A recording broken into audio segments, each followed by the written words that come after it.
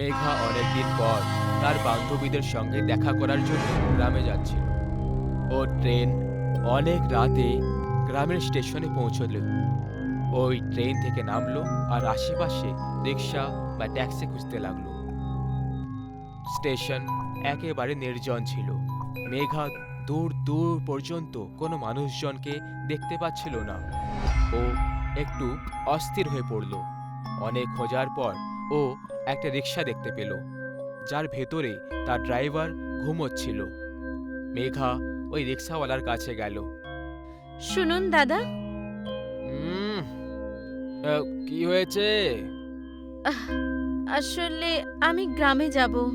Driver চোখ খুলে মেঘার দিকে তাকালো আর হঠাৎ করে ভয় পেয়ে চিৎকার করতে লাগলো, ডাইনি, ডাইনি, ডাইনি, ডাইনি, আমাকে যেতে দাও, আমি কিছু করিনি। চিৎকার করতে করতে মেঘার থেকে দূরে যেতে লাগলো। এ আপনি কি বলছেন? আপনি ভয় পাবেন না, আমি কোনো ডাইনি নই। আহ, দাঁড়ান। আহ, আহ, ড্রাইভার শান্ত হয়ে আস্তে আস্তে মেঘার কাছে আসতে লাগলো। আপনি ডাইনি নয় তাহলে কে আপনি? আমি শহর থেকে এসেছি। এই গ্রামে আমার বান্ধবী থাকে। আপনি কি আমায় গ্রাম অবধি ছেড়ে দিতে পারবেন? যদি আমি আপনাকে গ্রাম অবধি ছাড়তে যাই তাহলে ওই ডাইনি আমাকে ছাড়বে না। ডাইনি? কে ডাইনি? লাল শাড়ি পরে থাকা ডাইনি। আপনি চিন্তা করবেন না, আমি আপনার সাথে আছি। চলুন আপনি। আপনি সাথে আছেন সেই জন্যই তো ভয় লাগছে। আপনি লাল রং পরে রয়েছেন, যেটা ডাইনির মোটেই পছন্দ নয়। গ্রামে যদি কেউ লাল রঙের কাপড় পরে বেরোয় তাহলে ডাইনি তার শরীরকে দুই টুকরোতে ভাগ করে মাটির নিচে পুঁতে দেয়। এইসব শুনে মেঘা একটু ভয় পেয়ে গেল, কিন্তু তারপর নিজেকে সামলেও বলল, দেখুন, কথাটা বুঝুন। এত রাতে আমি হেঁটে যেতে পারবো না। আর এখানে অন্য রিক্সাও নেই। দরকার হলে বেশি টাকা নিয়ে নিন, কিন্তু প্লিজ এখান থেকে চলুন। ঠিক আছে, কিন্তু আমি আপনাকে গ্রামের বাইরে একটা মন্দির আছে সেখানেই ছাড়বো, তারপর আপনাকে একা যেতে হবে। ঠিক আছে, চলুন। মেঘা কোনো রকমে মেনে নিল আর দুজন গ্রামের দিকে এগিয়ে চলল। কিছুক্ষণের মধ্যেই ওরা মন্দিরের কাছে পৌঁছলো। মেঘা ড্রাইভারকে টাকা দিল আর ড্রাইভার মন্দিরে হাত জড়ো করে ওখান থেকে চলে গেল। মেঘা একা হয়ে গেল। ও গ্রাম দেখতে পাচ্ছিল, কিন্তু ডাইনির গল্প শুনে ও একটু ভয় পেয়ে গেছিল, কিন্তু সাহস করে ও গ্রামের দিকে এগোতে থাকলো। মেঘা সড়কে হাঁটছিল, ততক্ষণে ও পেছন থেকে কাউকে অনুভব করলো। ও ঘাবড়ে পেছনে দেখল, তখন ওখানে কেউই ছিল না। ওর চোখ মাটির দিকে পড়ল আর ভয়ের চোটে গা দিয়ে ঘাম ঝরতে শুরু হলো। মাটিতে লাল রক্তে পায়ের চিহ্ন ছিল, যেটা ওর পেছনে পেছনে আসছিল। মেঘা নিজের পা তুলে দেখল, তখন পা দুটো একদম পরিষ্কার ছিল। মেঘা ভয় পেয়ে উল্টো পায়ে হাঁটতে শুরু করে দিল, কিন্তু সেই পায়ের চিহ্ন ওর কিছু করতে থাকলো। মেঘা থেমে গেল। ওই চিহ্ন চলতে চলতে ওর পাশে এসে থেমে যায়। মেঘা ওখান থেকে যাওয়ার জন্য ঘুরলো, আর যখনই ঘুরে দেখলো ওর কাঁধের ওপর একটা রক্তে লথপথ হাত পড়েছে। মেঘা এত বেশি ভয় পেয়ে গেল যে ও চিৎকার করতে করতে গ্রামের দিকে পালাতে লাগলো। মেঘা চিৎকার করতে করতে গ্রামের দিকে পৌঁছলো। আমায় বাঁচাও! ওই ডাইনি আমায় মেরে ফেলবে! আমায় বাঁচাও! অনেকজন লোক তাদের ঘর থেকে বাইরে চলে আসে। মেঘার বান্ধবীরাও বাইরে চলে এলো। মেঘা ওর বান্ধবীকে তার ঘরের বাইরে আসতে দেখলো আর পুরো জোর লাগিয়ে ও ঘরের ভেতরে দৌড়লো। ওর বান্ধবীও ওর পেছনে দৌড়ে ঘরের ভেতরে চলে গেল। তুই লাল রং পরে কেন এসেছিস গ্রামে? ভুলটা আমারই ছিল, তোকে এখানে ডাকাই উচিত হয়নি। একটা কাজ কর, তুই পালিয়ে যা গ্রাম থেকে, না হলে এই ডাইনি তোকে ছাড়বে না। আমার স্বামীর মতো তোকেও মেরে ফেলবে। ওরা দুজন ঘরের কথা বলছিল, তখনই ডাইনির লাল রক্তে মাখা একটা হাত দরজা ভেঙে ভিতরে চলে এলো আর মেঘাকে টেনে টেনে বাইরে নিয়ে যেতে লাগলো। ডাইনির হাতটা মেঘাকে টেনে ঘরের বাইরে ছুটে দিল। ও কিছু সে বুঝতে পারছিল না যে এসব কি হচ্ছে। গ্রামের সবাই মেঘাকে দেখার জন্য ওর কাছে যেতে লাগলো। মেঘার উপরে লাল আলো, লাল শাড়ি পরে থাকা ডাইনিকে দেখতে পেল। গ্রামের সবাই থেমে গেল আর নিজেদের ঘরের দিকে পালাতে লাগলো। ডাইনির রূপ খুবই মারাত্মক লাগছিল। পুরো শাড়ি রক্তে লথপথ হওয়ার কারণে ওই রক্তের ফোঁটা মেঘার শরীরে পড়ে যাচ্ছিল। মেঘার চেহারা রক্তে লাল হয়ে গেছিল। আমি তোমাদের কতবার বলেছি যে এই গ্রামে কেউ যেন লাল রঙের কাপড় পরে না আসে, কিন্তু তোমরা আমার কথাই শোনো না। এখন এই মেয়েটা প্রাণে মরবে।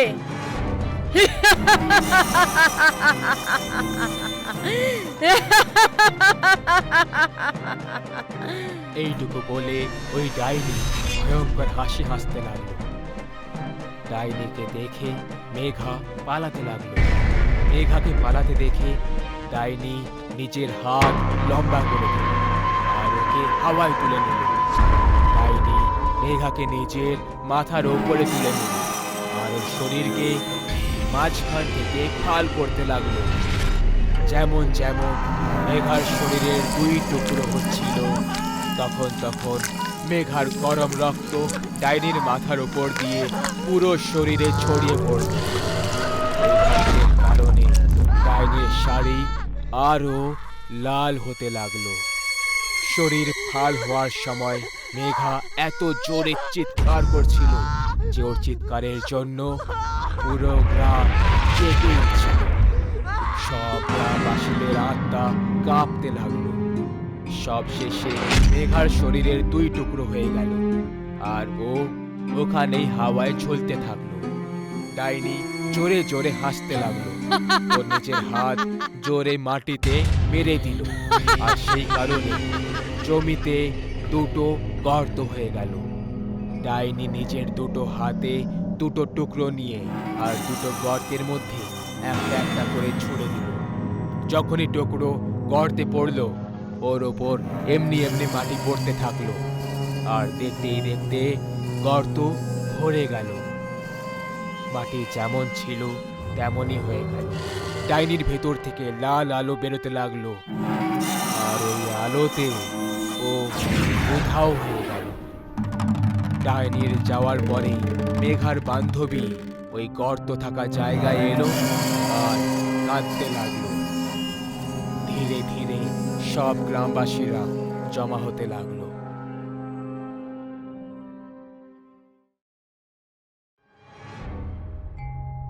গুরুদেব, সবাই বলে যে গত রাতে উষার স্বামীকে একটা শিয়াল তুলে নিয়ে চলে গেছে। ওটা কি সত্যিই কোনো শিয়াল ছিল, নাকি শিয়ালের ছদ্মবেশে অন্য কেউ নিজের মায়াজাল তৈরি করছে? খোকা, এই কথাটাই তো গ্রামবাসীরা বুঝতে পারে না।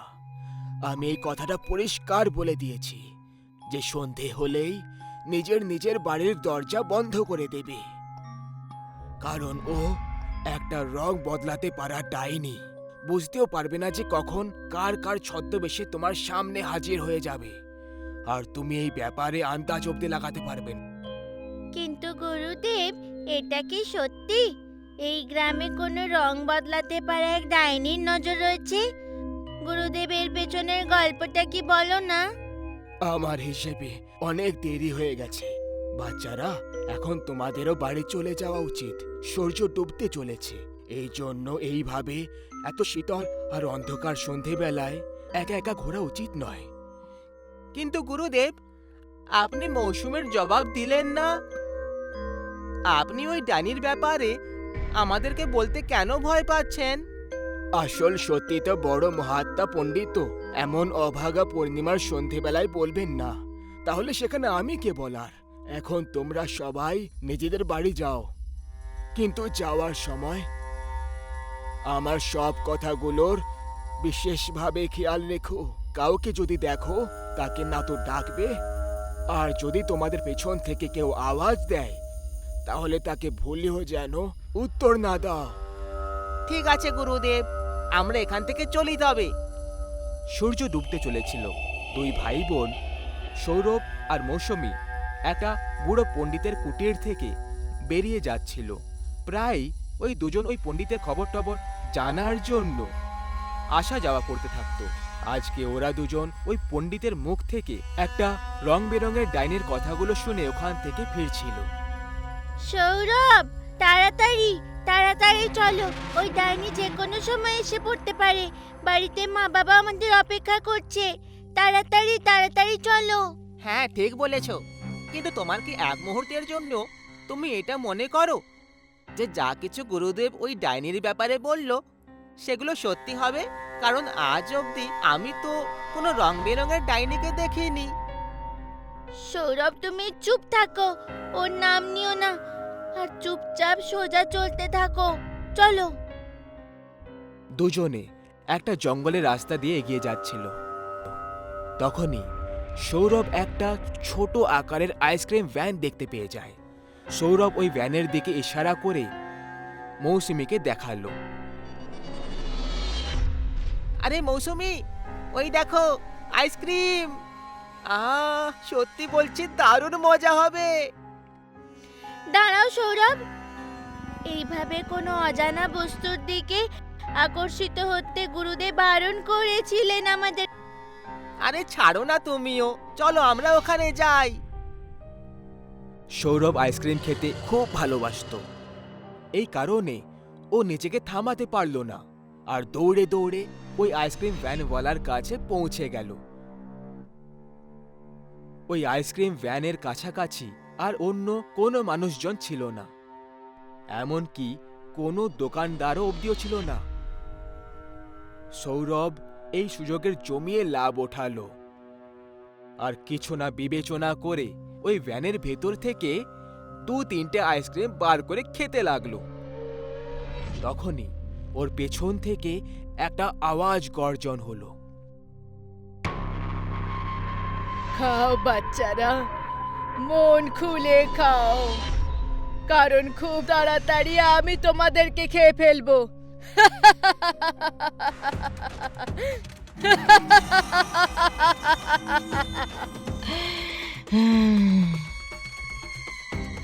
এই অজানা আওয়াজটা আর হাসিটা সৌরভ আর মৌসুমীর হুঁশ উড়িয়ে দিল। দুজনে আস্তে আস্তে পেছনে তাকালো। তখন ওরা পুড়ে যাওয়া খুস্কো খুস্কো চুল থাকা একটা মহিলাকে দেখতে পেল, যে ওদেরকে তাকিয়ে রয়েছিল। এমন মনে হচ্ছিল যেন ওই ডাইনির মধ্যে ভয়ঙ্কর খিদে রয়েছে। সৌরভ আর মৌসুমী দুজনে ওই ভয়ঙ্কর মহিলাকে দেখে ভয় পেয়ে যায়। তখনই সৌরভের মাথা ঘোরাতে লাগলো, যে কারণে ও অজ্ঞান হয়ে মাটিতে পড়ে গেল। আর তখনই ওই মহিলা খুব দ্রুত গতিতে ওদের দিকে এগিয়ে এলো। সৌরভ আর মৌসুমী তাহলে গেল কোথায়? এই প্রশ্নটাই এখন ওদের পরিবারের মনেই চলে যাচ্ছিল, কারণ তখন রাত 12টা বাজে আর এখনো অবধি ওরা দুজন বাড়িতে ফিরে আসেনি। আরে জবা, আমাদের বাচ্চাগুলো কি জানি কোথায় রয়ে গেল? দুজনের মধ্যে কেউই এখনো অবধি ফিরে আসেনি। আরে আমাকে তুমি কেন বলছো?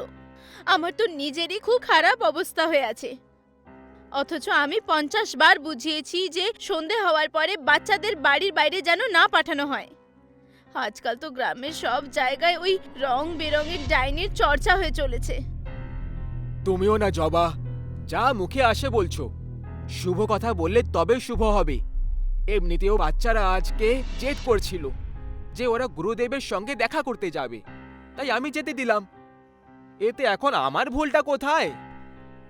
আরে ওইসব তো আমি বুঝলাম, কিন্তু বাচ্চাদেরকে এইভাবে একা পাঠানোর কি দরকার ছিল? হ্যাঁ জবা, তুমিই ঠিক বলেছ। কিন্তু এখন আমাকে এটা বলো যে আমরা কি এইভাবেই ঝগড়া করে সময় নষ্ট করব, নাকি বাচ্চাদেরকে খোঁজার জন্য কোনো কাজ করব? তুমি নিজেও তো ওদের সঙ্গে যেতে পারতে, তাই না? তুমি বললে যে ওরা দুজন গুরুদেবের কাছে যাওয়ার জন্য জেদ করছিল। তাহলে তো আমাদেরকেও এক্ষুনি গুরুদেবের কুটিরে পৌঁছানো উচিত। এখন কি করতে হবে ওই পথ উনিই দেখাবেন। হ্যাঁ হ্যাঁ, তুমি ঠিক বলেছ। চলো তাড়াতাড়ি গুরুদেবের কাছে যাই। দুটো বাচ্চার একসঙ্গে উধাও হয়ে যাওয়ার কারণে অমিত আর জবা দুজন খুব চিন্তা আর হতাশ হয়ে গুরুদেবের কুটিরে এসে পৌঁছলো। ওরা দুজন ওই কুটিরের মাটির তৈরি দরজায় ঠকঠক করতে লাগলো। কিছুক্ষণ পর ওই বুড়ো পণ্ডিত নিজের কুটির থেকে বাইরে বেরিয়ে এলো। আরে তোমরা দুজন এত গভীর রাতে এখানে কি করছো? সব কুশল মঙ্গল আছে তো? আরে কি কুশল মঙ্গল গুরুদেব, আমাদের দুই বাচ্চা সৌরভ আর মৌসুমী নিখোঁজ হয়ে গেছে। এর মানে ওরা দুজন এখনো বাড়িতে পৌঁছয়নি? আরে গুরুদেব, আমাদের বাচ্চারা যদি বাড়িতে একেবারে ঠিক অবস্থায় চলে যেত তাহলে এত গভীর রাতে আপনাকে কেন কষ্ট দিতাম? এখন আপনি আমাদের কিছু সাহায্য করুন। কিন্তু আমি ওই দুজনকে সূর্য ডোবার আগেই ওদেরকে ছেড়ে দিয়েছিলাম। ওরা অবশ্যই বাড়িতে আছে।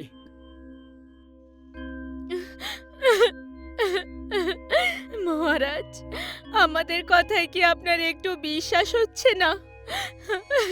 আপনি নিজে আমাদের বাড়িতে এসে দেখে নিন। ঠিক আছে, চলো আমি এক্ষুনি তোমাদের বাড়িতে যাওয়ার জন্য বেরিয়ে পড়ি। এরপরে গুরুদেব সমেত ওরা দুজনও তাদের বাড়িতে পৌঁছে গেল।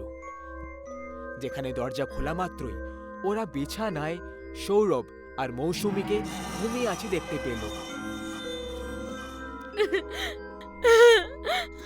আমার বাচ্চারা সৌরভ, মৌসুমী, ভগবানকে কোটি কোটি ধন্যবাদ যে আমাদের বাচ্চারা একদম সুস্থ সবল বাড়িতে আছে।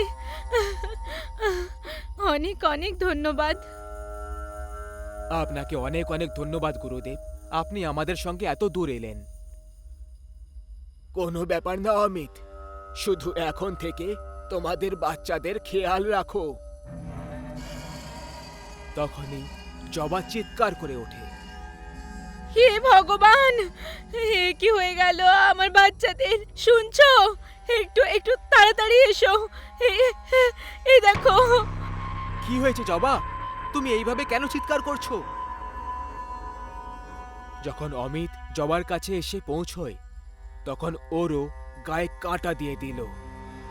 ও দেখতে পেল যে ওর দুটো বাচ্চার মাথা কেটে দেওয়া হয়েছে, আর দূর থেকে দেখার সময় এমন লাগছিল যে ওরা ঘুমোচ্ছে। কিন্তু কাছে গিয়ে দেখার পর জানতে পারা গেল যে ওদের দুজনের মাথা ওদের শরীর থেকে আলাদা কাটা পড়ে রয়েছে। অমিত আর জবা দুজনে নিজেদের বাচ্চার মৃতদেহ দেখে কষ্টে কাঁদতে লাগলো। তখনই পেছন থেকে ওরা একটা ভয়ঙ্কর হাসি শুনতে পেল। ওরা দুজন পেছনে তাকিয়ে দেখে তখন ওদের মুখোমুখি একটা অন্য বিপদের সঙ্গে হয়ে যায়। ওরা দুজন দেখল যে ওদের সামনে এখন ওই রং বদলানোর ডাইনি দাঁড়িয়ে রয়েছে, যে গুরুদেবের ছদ্মবেশে ওদেরই সাথেই এসেছিল। ও হাসতে হাসতে বলল, দারুণ বোকা বানিয়েছি আমি তোদের দুজনকে। আমি তো তোদের দুটো বাচ্চাকে ঠিক এইভাবেই নিজের জালে ফাঁসিয়ে কবেই মেরে দিয়েছিলাম। কিন্তু তোরা যদি ওই পণ্ডিতের কাছে পৌঁছে যেতিস তাহলে হয়তো ওই পণ্ডিত আবার আমাকে জঙ্গলে বেঁধে দিত। এই জন্য আমি একটা দান খেললাম যে আমি ওরই ছদ্মবেশে এসে সবার সামনে পণ্ডিত হয়ে চলে এলাম।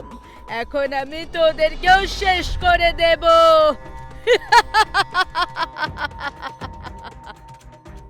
শয়তান ডাইনি, তুই আমাদের বাচ্চাদেরকে মেরে ফেললি, আমি তোকে জ্যান্ত ছাড়বো না।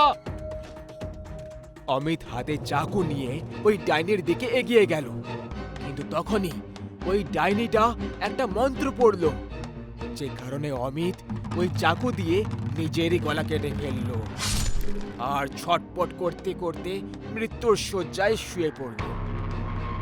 দম আটকে যাওয়ার কারণে জবাও ছটপট করতে করতে মরে গেল। পরের দিন গ্রামবাসীরা যখন অমিতের দৃশ্য দেখল তখন তারা সবাই কেঁপে উঠল আর গুরুদেবকে ডেকে নিল। হে ভগবান, এই দৃশ্য দেখে আমার বুকটা জ্বলে উঠছে। আমার এই দুজনকে একা বাড়িতে পাঠানোই উচিত ছিল না।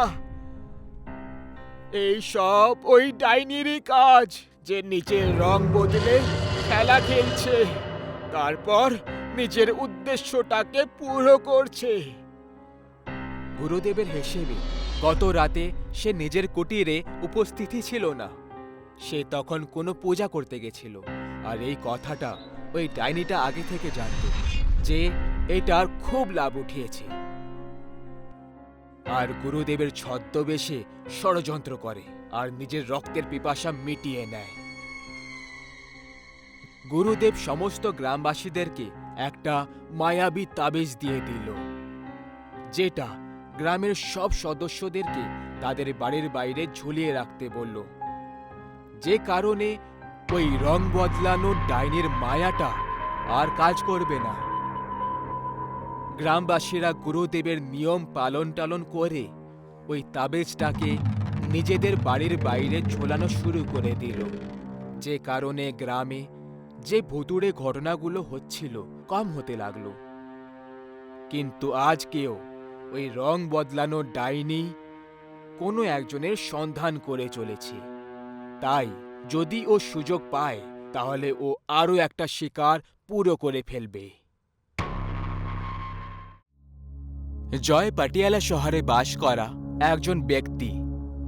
একদিন জয় কোনো কাজে তার ঘরের কাছের মলে কিছু কেনার জন্য বার হয়, আর যখনই ও জিনিসপত্র কিনে বেরোতে লাগলো তখন মলের ম্যানেজার তাকে বলে, স্যার, আপনি আমাদের লাকি কাস্টমার। এই জন্য আপনাকে আমাদের এই আলিশান হোটেলে 3 দিন আর 2 রাত থাকার সুযোগ পাচ্ছেন স্যার, তাও আবার বিনামূল্যে। আপনি নিজের সাথে যে কোনো এক বন্ধুকে নিয়ে যেতে পারেন, তাকেও এই সেবা একদম ফ্রিতে দেওয়া হবে। আরে স্যার, ধন্যবাদ। স্যার, আপনার এই হোটেলটা কোথায়? আরে স্যার, আমাদের হোটেল গোবিন্দগড়ে আছে। স্যার, আপনাকে আজকে গোবিন্দগড়ে যাওয়ার জন্য বেরোতে হবে, কারণ এই অফার শুরু হয়ে গেছে। হ্যাঁ স্যার, আমি এক্ষুনি আধ ঘন্টার মধ্যে গোবিন্দগড়ে যাওয়ার জন্য বেরিয়ে যাচ্ছি। জয় ম্যানেজারের কথা শুনে খুব খুশি হয়ে যায়। জয় নিজের সঙ্গে যাওয়ার জন্য নিজের খুবই ভালো বন্ধু সৌরভকে ফোন করলো। আর ভাই সৌরভ, কেমন আছিস? আমি তো ভালোই আছি ভাই, তুই বল, তুই আজ আমাকে কি করে মনে করলি? হ্যাঁ, আমি না গোবিন্দগড়ের আলিশান হোটেলে 3 দিন আর 2 রাত থাকার সুযোগ পেয়ে গেছি, আর তাও ফ্রিতে। আর আমি নিজের সঙ্গে যে কোনো এক বন্ধুকে নিয়ে যেতে পারি। তাহলে তুই কি যাবি আমার সঙ্গে?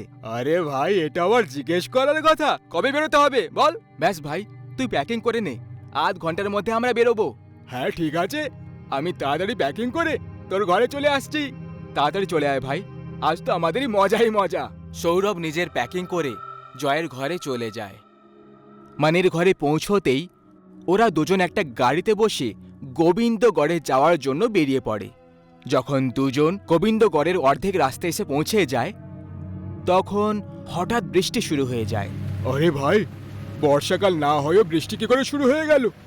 এক্ষুনি তো কিছুক্ষণ আগে আবহাওয়া একেবারে পরিষ্কার ছিল। কি জানি ভাই, আজ আবহাওয়াটার কি হয়ে গেল। কিন্তু তুই কেন চিন্তা করছিস? তোর ভাই আছে তোর সঙ্গে, দেখ তোকে কি করে এক নিমেষে গোবিন্দগড়ে পৌঁছে দেব। আরে ভাই, যখন তুই আমার সঙ্গে আছিস তখন আবার কিসের চিন্তা? কিছু দূর আগে যাওয়ার পর দুজনে সহুলি নামের এক গ্রামে পৌঁছে যায়, আর ওখানে পৌঁছানো মাত্রই ওদের গাড়ি হঠাৎ বন্ধ হয়ে যায়। আরে ভাই, এখন এই গাড়িটার কি হয়ে গেল? কি জানি ভাই, আজ আমাদের সঙ্গে কি হচ্ছে। প্রথমেই গ্রীষ্মকালে বৃষ্টি, আর এখনই গাড়িটা বন্ধ হয়ে গেল। এখন ভাই কি করবি? কাছাকাছি তো কোনো মেকানিকও পাওয়া যাবে না, আর রাতও হতে চলেছে। যদি আমরা আজ রাত এই গ্রামেই কোনো থাকার জায়গা থেকে থেমে যাই? হ্যাঁ, এখন তো এমনটাই করতে হবে। দুজনে নিজেদের আশেপাশে দেখে তারা একটা ব্যক্তিকে ওখান থেকে যেতে দেখতে পায়। তখন জয় ওকে জিজ্ঞেস করে যে, আরে ভাই শোনো, এখানে কাছাকাছি কোথাও থাকার জায়গা আছে যেখানে আমরা দুজন রাত কাটাতে পারবো? এখানে থাকার জন্য একটা হোটেল তো আছে, কিন্তু ওখানে থাকাটা কিন্তু খুব বিপজ্জনক, কারণ এটা বলা হয়েছে ওই হোটেলে প্রায় মৃতদেহদের দেখতে পাওয়া যায়, যারা মানুষদেরকে নিজেদের শিকারে পরিণত করে দেয়। আরে ভাই, কেন অন্ধবিশ্বাস ছড়াচ্ছ? এই মৃতদেহ, ভূত প্রেত কিছু সত্যি হয় না, সব কিছুই অন্ধবিশ্বাস। যদি তোমাদের এতই মরার শখ থাকে তাহলে যাও, আমার কি, এখান থেকে একটু আগে যাবে, তাহলে ওই হোটেল দেখতে পেয়ে যাবে। এইটুকু বলেই ওই ব্যক্তি ওখান থেকে চলে যায়। চল ভাই জয়, আমরা যাই এবার। একে দেখে তো কোনো পাগল মনে হচ্ছিল। ওই ব্যক্তির কথাগুলোকে এড়িয়ে দিয়ে দুজনে ওই হোটেলে গিয়ে পৌঁছে যায়। আর পৌঁছেই ওখানকার ম্যানেজারের কাছে নিজেদের জন্য রুম বুক করার জন্য বলে দিল। শোনো ম্যানেজার, আমরা দুজন আজকের রাতে এখানেই কাটাবো, তাই আমাদের দুজনের জন্য একটা রুম বুক করে দাও। আর বলো কত টাকায় থাকার জন্য আমরা রুম পেয়ে যাব? আমাদের শুধু আজ রাতের জন্যই দরকার। স্যার, এখানে থাকা আর খাওয়া দাওয়া সব কিছু একেবারে ফ্রি। দুজনে ম্যানেজারের কথা শুনে খুব খুশি হয়ে যায়। ম্যানেজার ওদের দুজনকে ওদের রুমের চাবি দিয়ে দেয় আর ওদের জিনিসপত্রগুলো পৌঁছে দেওয়ার জন্য একটা লোককে ডেকে পাঠায়। ওই লোকটা খোঁড়াতে খোঁড়াতে ম্যানেজারের কাছে চলে আসে আর ওই দুজনের জিনিসপত্র তুলে ওদের রুমে গিয়ে পৌঁছে দেয়।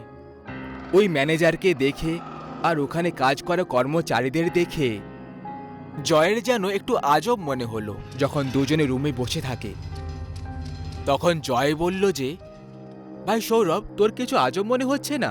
মানে যে ওই ম্যানেজারের আবভাব, এই হোটেলে যারা কাজ করে অদ্ভুত কর্মচারী, আর ওই ম্যানেজার তো আমাদের থেকে টাকাও নিল না। আরে ভাই, তুই একটু বেশি ভাবছিস। এরকম কিছুই নেই, গ্রামের লোকেরা এরকমই হয়।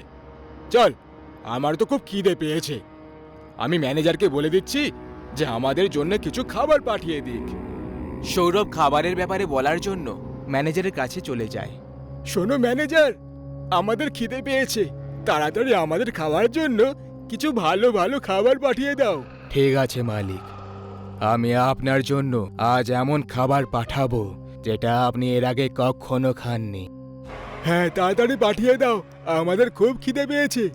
আগে খিদে তো আমাদেরও খুব পেয়েছে, আপনি খেলে তবেই তো আমরা খেতে পারবো। এর মানেটা কি? মালিক, কিছুক্ষণ পরেই আপনি সবকিছু বুঝে যাবেন। আপনি নিজের রুমে চলে যান, আমি আপনার জন্য খাবার পাঠাচ্ছি। সৌরভ নিজের রুমে ফিরে চলে যায়। কিছুক্ষণ পর হোটেলের ওয়েটার ওদের দুজনের খাবারের জন্য একটা ডিশ নিয়ে আসে। ওই ডিশ একটা ঢাকনা দিয়ে ঢাকা ছিল। এতে কি আছে? এতে আপনার জন্য খাবার আছে, আপনি এটা দেখলে তাহলে চিরকালের জন্য মনে রাখবেন। এইটুকু বলে ওই ওয়েটার ওখান থেকে চলে যায়। যখন জয় দেশটাকে দেখার জন্য ঢাকনাটাকে সরিয়ে দেখে তখন ওখানে একটা ছেলের কেটে রাখা মাথা পড়েছিল। এটা দেখে দুজন খুব ভয় পেয়ে যায়। এটা কি? আমার প্রথম থেকেই হোটেলটা আজব লাগছিল, তুই আমার কথায় বিশ্বাস করছিলি না। হ্যাঁ ভাই, আমারই বুদ্ধি ভ্রষ্ট হয়ে গেছিল যে আমি তোর কথা শুনে বিশ্বাস করিনি। এখন কি করব? কি করব আবার? পালা এখান থেকে, নিজের প্রাণ বাঁচিয়ে। দুজনে নিজের জিনিসপত্র ওই রুমে ছেড়ে দিয়ে দৌড়তে শুরু করলো। আর দৌড়তে দৌড়তে হোটেলের হলে গিয়ে পৌঁছে যায় আর গিয়ে দেখে যে চারিদিকে মৃতদেহ ছড়িয়ে পড়ে আছে। আরে ভাই, কোথায় ফ্রির চক্করে ফেসে গেলাম ভাই। আরে কথা বলা বন্ধ কর আর পালা এখান থেকে, না হলে এই মৃতদেহগুলোর মতো আমরা মৃতদেহ হয়ে পড়ে থাকবো। দুজনে হোটেলের দরজার দিকে পালানোর চেষ্টা করতে থাকে, কিন্তু ম্যানেজার হাতে কুড়ুল ধরে ওখানেই দাঁড়িয়ে থাকে। ম্যানেজার পুরোভাবে একটা চলতে পারা মৃতদেহকে পরিণত হয়েছিল। ম্যানেজার, তোমার এটা কি হয়ে গেল? তোমার এই অবস্থা কি করে হয়ে গেল? সৌরভ মনে হয়ে মরে গেছে, আর মরে যাওয়ার পর জম্বি হয়ে গেছে। এখনো আমাদের কোনো কথা শুনতে পাবে না। আমাদের এখান থেকে যে কোনোভাবে বেরোতে হবে, না হলেও আমাদেরকে নিজের মতোই বানিয়ে দেবে। যখনই দুজন ওখান থেকে পালানোর চেষ্টা করে ওখান থেকে আরো অনেক মৃতদেহ আসতে লেগে যায়, আর ওরা জয় আর সৌরভ দুজনকে চারিদিক থেকে ঘিরে ফেলে। আর সুযোগ পেয়ে ম্যানেজার হানির ওপরে কুড়ুল দিয়ে হামলা করে দেয়। সৌরভ! আরে ম্যানেজার, তুমি এটা কি করলে? আমার বন্ধুর ওপর কেন হামলা করলে? আসলে আমরা তোমাদের কি ক্ষতি করেছি? জয়, জয় আমার বন্ধু, আমাকে বাঁচিয়ে নে এই ভূতগুলোর থেকে, না হলে এরা আমাকে একেবারে প্রাণে মেরে ফেলবে। যখনই জয় সৌরভকে বাঁচানোর জন্য সামনে চলে আসে, তখনই ম্যানেজার ওর উপরেও কুড়ুল দিয়ে হামলা করে দেয়, আর দেখতেই দেখতে জয় ওখানেই প্রাণ হারিয়ে ফেলে। তারপর ম্যানেজার আবার একবার সৌরভের ওপর হামলা করে। ওকেও শেষ করে দেয়। তারপরের দিন হোটেলের দরজায় কেউ ঠকঠক করে। কয়েকটা ভ্রমণকারী হোটেলে থাকার জন্য চলে আসে। যখনই হোটেলের দরজা খুলে যায়, তখন সেই ম্যানেজার যে জম্বি হয়ে গেছিল সে একদম ঠিক হয়ে যায় আর ওই ভ্রমণকারীদের স্বাগত জানায়। নমস্কার স্যার, আপনাদের স্বাগত জানাই আমাদের এই আলিশান হোটেলে। আমরা আপনাদের এমন সার্ভিস দেব যে আজ পর্যন্ত আপনাদের আর কেউই দেয়নি হবে।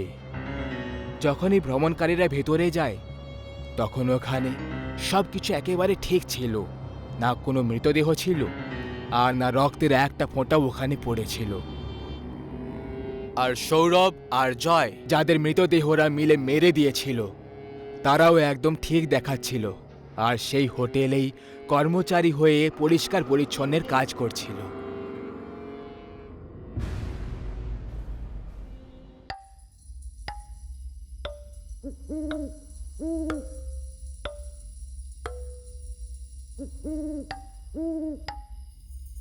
আরে হ্যাঁ গো দাদু, আমি বুঝে গেছি তোমার কথা।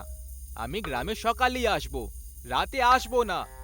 আর যদি কোনো অজানা ব্যক্তিকে দেখি তাহলে আমি তার সাথে কথা বলবো না। কতবার তুমি একই কথা বোঝাতে থাকো। চলো এবার আমি ফোন রাখছি, কারণ বেরোনোর জন্য তৈরি হচ্ছি। যতীন এক 25 বছরের খুব সুন্দর নবযুবক ছিল।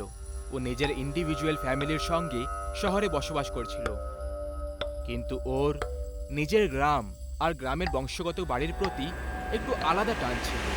এই কারণে যখনই ও সুযোগ পেত ও নিজের গ্রামে যেত আর ঘুরে ফিরে চলে আসতো। যতীন আজ প্রায় 3 বছর পরে নিজের গ্রামে যাচ্ছিল, যেখানে ও কিছুদিন আগেই ঘটা ঘটনার থেকে একেবারে অজানা ছিল। আজ পূর্ণিমার দিন ছিল। সকাল 7টার সময় যতীন ট্রেন ধরে নিয়েছিল, আর প্রায় সন্ধে 5টার সময় যতীন পৌঁছে গেল ওর জেলা রাজগড়ে। এখান থেকে ওর গ্রাম প্রায় 5 কিলোমিটার দূরে ছিল। যতীন স্টেশনে নেমে পড়ল আর বাইরে বেরিয়ে ওর গ্রামে পৌঁছানোর জন্য গাড়ি খুঁজতে লাগলো। কিন্তু ও এটা দেখে অবাক হয়ে রয়ে যায় যে ওখানে উপস্থিত একটাও গাড়ি রাজগড় জেলার কোনো গ্রামে যাওয়ার জন্য তৈরি ছিল না। তখনই যতীন এক ঘোড়া চালকের সঙ্গে কথা বলে। আরে ও দাদা, একটু শোনো এদিকে। এই তোমরা গ্রামে যাওয়ার জন্য কেন মানা করছো? কোনো ভূত প্রেত আছে নাকি ওখানে? আরে কোত্থেকে এসেছো ভাই? তুমি কি রাজগড়ের ওই 14টা গ্রামে ছড়ানো আতঙ্কের ব্যাপারে জানো না? তুমি কথা গোল গোল কেন ঘুরিয়ে বলছো বলো তো? পরিষ্কার করে বলো না, কি হয়েছিল? আরে দাদা, এই সময় তো ওই ঘটনার উল্লেখ করতেও ভয় লাগে। শুধু এটা ভেবে নাও যে আজকে পূর্ণিমার রাত। ওই সব গ্রাম ভেতর থেকে কবরস্থানের সমান, যে গ্রামগুলোর মাটিতে এক পা রাখা মাত্রই তোমার মৃত্যুর গতি দ্রুত হয়ে যাবে। যেও না আজ ওখানে। এইটুকু কথা বলে ওই ঘোড়া চালক ঘাবড়ে গিয়ে ওখান থেকে চলে গেল। যতীন ওই ঘোড়া চালকের কথাগুলো বোঝার জন্য অনেক চেষ্টা করল। তারপর ও নিজেকে বলে উঠল, এই গ্রামবাসীদের কাজকর্ম বলে কিছু নেই, শুধু সবাইকে মশলা মাখাতে জানে। এদের তো মনে হয় যে আমরা শহরের লোকেরা এদের তৈরি গল্প গুজব শুনে ভয় পেয়ে যাব। যতীন নিজের মনে এটা বিড়বিড় করে আগে এগিয়ে চলল। ওর হাতে ওর একটা সুটকেস ছিল, যে কারণে যতীন কোনো গাড়ির সাহায্য ছাড়াই পায়ে হেঁটে গ্রামের দিকে এগিয়ে চলল। ওর রাস্তা ভয়ঙ্কর জঙ্গল দিয়ে পার করে যেতে হতো। যতীনের শুরুর কিছুটা সময় ভালোভাবেই কেটে গেল। ও সড়ক শেষ করে এখন গ্রামের জঙ্গলে প্রবেশ করছিল, আর তখনই ওর ফোনটা বেজে উঠল। ওহ ম্যান, আবার দাদু কল করছে। যতীন ওর দাদুর কল তুলল। যতীন খোকা, তুমি ঠিকঠাক আছো তো? আজকের রাতটা কোনো হোটেল বা লজে গিয়ে কাটিয়ে দিও। গ্রামে আসার দুঃসাহস একদম করো না, কারণ গ্রামে একটা খুবই মারাত্মক ডাইনি ঘুরে বেড়ায়। এই সুন্দর ছেলেদেরকে। ওর দাদু এইটুকু কথা বলেছিল, আর যতীনের ফোন ব্যাটারি লো হওয়ার কারণে বন্ধ হয়ে গেল। দাদু কি বলার চেষ্টা করছিল হবে? ঘোড়া চালক আর দাদু দুজনের কথা প্রায় একই ছিল। তাহলে সত্যি কোথাও না না, এখন শুধু একটা জঙ্গলই তো পার করতে হবে, তাড়াতাড়ি চলে যাব। যতীন নিজের গতি দ্রুত করে দিল। কিছুক্ষণ পরে ও একটা তীব্র সুগন্ধ পেল। ও হঠাৎ ওই সুগন্ধের দিকে আকর্ষিত হয়ে গেল আর ওই দিকেই যেতে শুরু করলো। ওটা কোনো সুগন্ধির গন্ধ ছিল, খুব মধুর গন্ধ। যতীন ওই সুগন্ধির গন্ধের দিকে আকর্ষিত হয়ে গেলে ও একটা বিয়ের মণ্ডপের মতো দেখতে লাগা একটা নির্জন পড়ে থাকা মণ্ডপের কাছে গিয়ে থেমে যায়, যেখানে সামনে ও নববধূর কাপড় পরা একটা মহিলাকে দেখতে পায়। যতীনের সঙ্গে বশীকরণ হয়েছিল, আর এরই কারণে ও বিয়ের মণ্ডপ অবধি চলে এসেছিল। এরপরে যতীন আস্তে আস্তে মণ্ডপের ভেতরে প্রবেশ করে গেল, আর তারপর ওর সামনে দাঁড়ানো মহিলা ওকে বরমালা পরিয়ে দিল। আর এর ঠিক পরে যতীনও ওই মহিলাকে ওই বরমালা পরিয়ে দিল। যতীন নিজের থেকেই বিবাহের সব নিয়মবিধি পালন করতে লাগলো। বিবাহ সম্পন্ন হয়ে যাওয়ার পরে যতীন হঠাৎ করে অজ্ঞান হয়ে পড়ল, আর যখন ওর চোখটা খুলে যায় তখন ওর জ্ঞান ফিরে গেছিল আর নিজের কন্ট্রোলে ছিল। ওর পুরো শরীরে একটা ভয়ঙ্কর যন্ত্রণা শুরু হলো।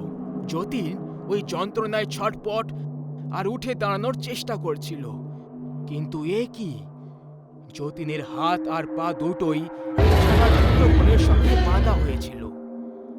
তখনই ও নিজের সামনে একটা মহিলাকে ঘোমটা দিয়ে আসতে দেখতে পেল। মহিলাকে দেখে যতীন জোরে চিৎকার করতে লাগলো, কে তুমি? আমাকে এইভাবে কেন বেঁধে রেখেছো? তারপর ওই মহিলা নিজের ঘোমটা খুলে দিল।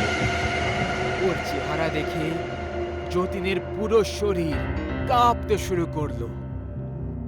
ওর পোড়া চেহারা নিয়ে একটা ভয়ঙ্কর মহিলা ছিল, যার চোখের তারা দুটো উধাও ছিল, আর পুরো চেহারা থেকে লাল রক্ত ঝরে পড়ছিল।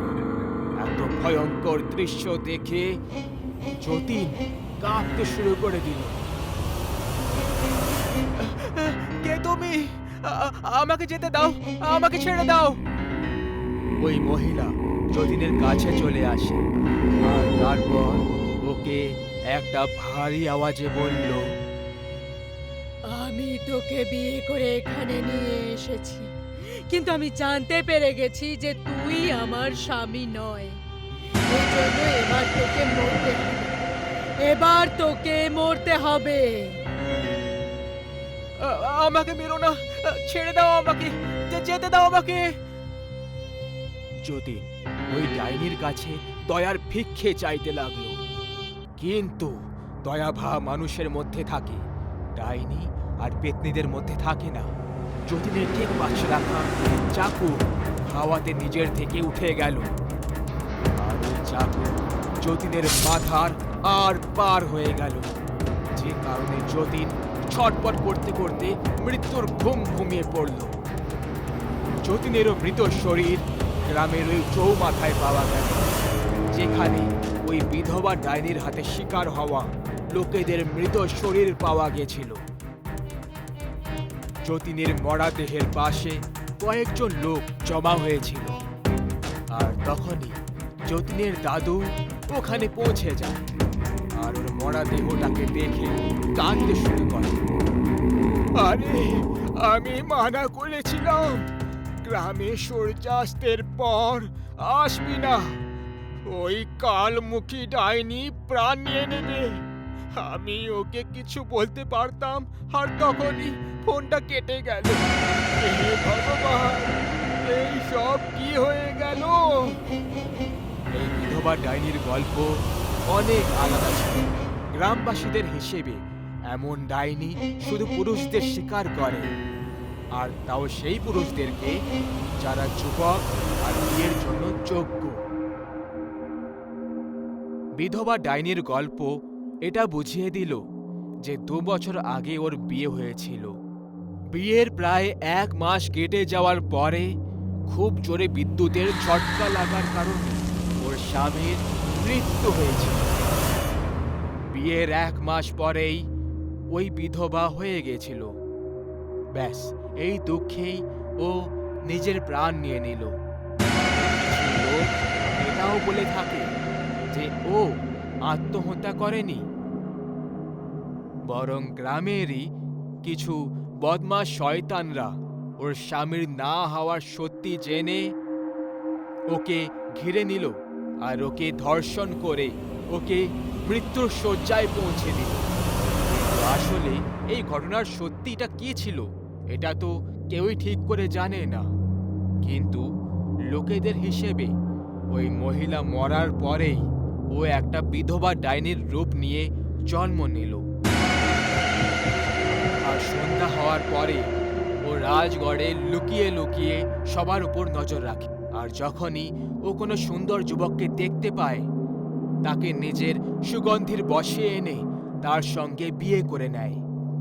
আর যখন ও জানতে পারে যে ও ওর স্বামী নয়, তখন তাকে প্রাণে মেরে ফেলে।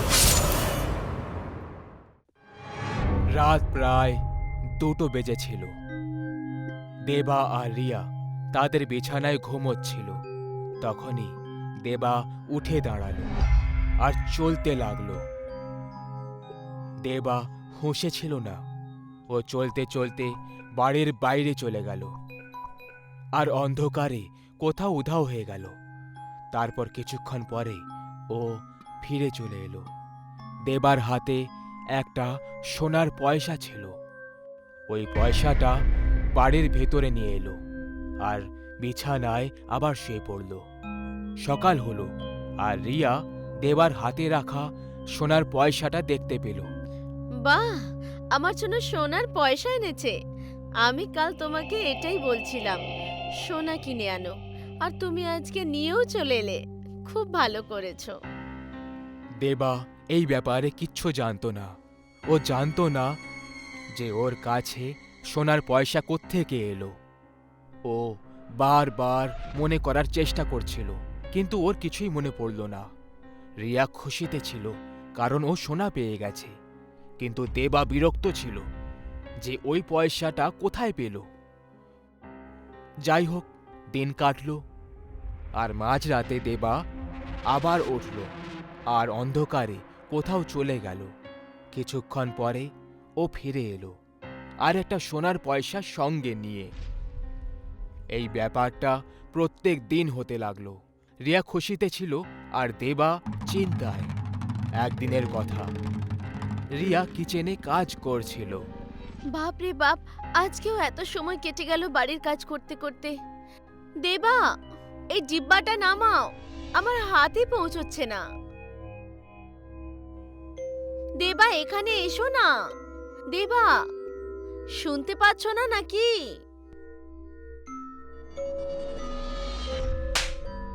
আহ! আর কখনো আমাকে হাত লাগাবে না। দেবা রিয়াকে খুব জোরে থাপ্পড় মারলো আর ওখান থেকে চলে গেল। কি জোরে মেরে গেল। আমি কি এমন ভুল করলাম? যাও, আমিও কথা বলবো না। রাত হয়ে গেছিল। দেবা আর রিয়া ঘুমোচ্ছিল। ঘুমের ঘোরে রিয়া দেবার ছাতিতে হাত রাখল। দেবা নিজের চোখ খুব রেগে গিয়ে খুলল আর রিয়ার দিকে তাকালো, আর রেগে গিয়ে রিয়াকে জোরে একটা লাথি মেরে বিছানা থেকে নিচে ফেলে দিল। আহ! আহ! আহ! দেবার গায়ে হাত লাগাবে না। আমাকে কেন ধাক্কা দিলে?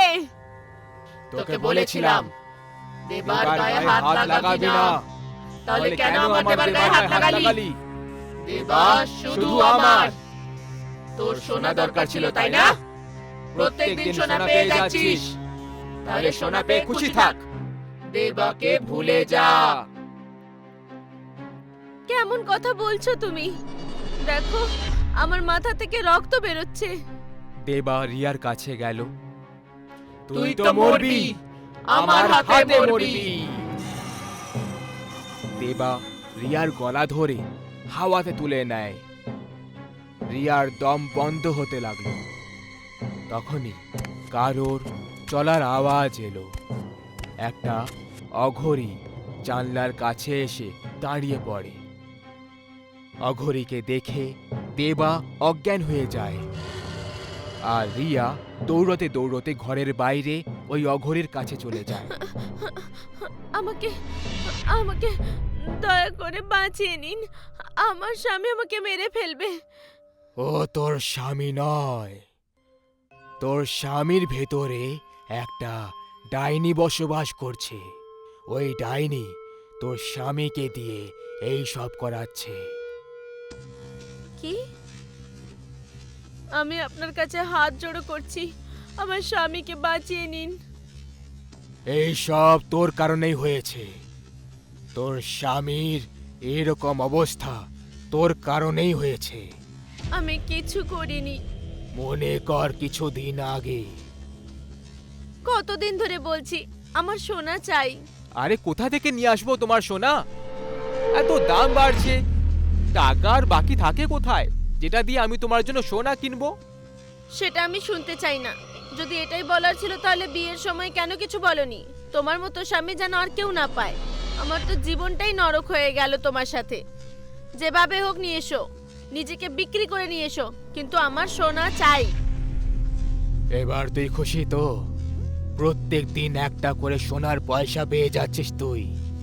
তুই বলেছিলি না নিজেকে বিক্রি করে সোনা নিয়ে এসো। তোর স্বামী নিজের আত্মা ওই ডাইনিকে বিক্রি করে দিয়েছে, আর তার বদলে প্রত্যেক দিন একটা করে সোনার পয়সা পেয়ে যায়। ভুলে যা নিজের স্বামীকে তুই। না না, আমি আমার স্বামীকে চাই। আমার স্বামীকে বাঁচিয়ে নিন। চেষ্টা করে দেখছি, বাকি সব ভগবানের ভরসায়।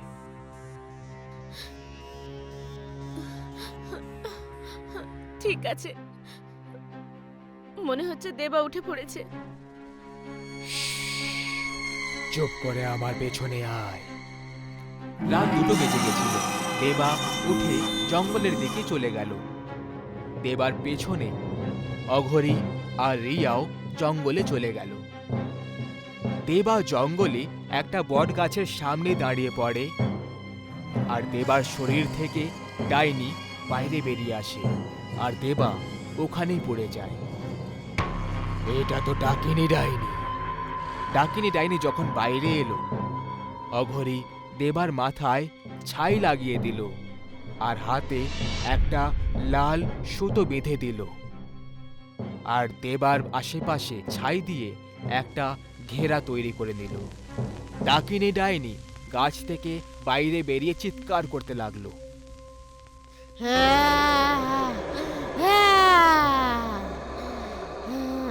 অঘরী, আমাকে দেবার শরীরে যেতে দে।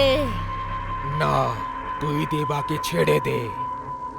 না, ছাড়বো না আমি দেবাকে, আর তোকেও মেরে ফেলবো।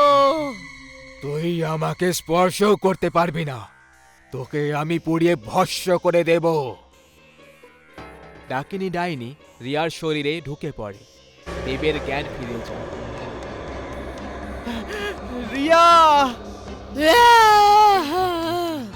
আমাকে ভস্ম করলে আমার সাথে ও মরে যাবে।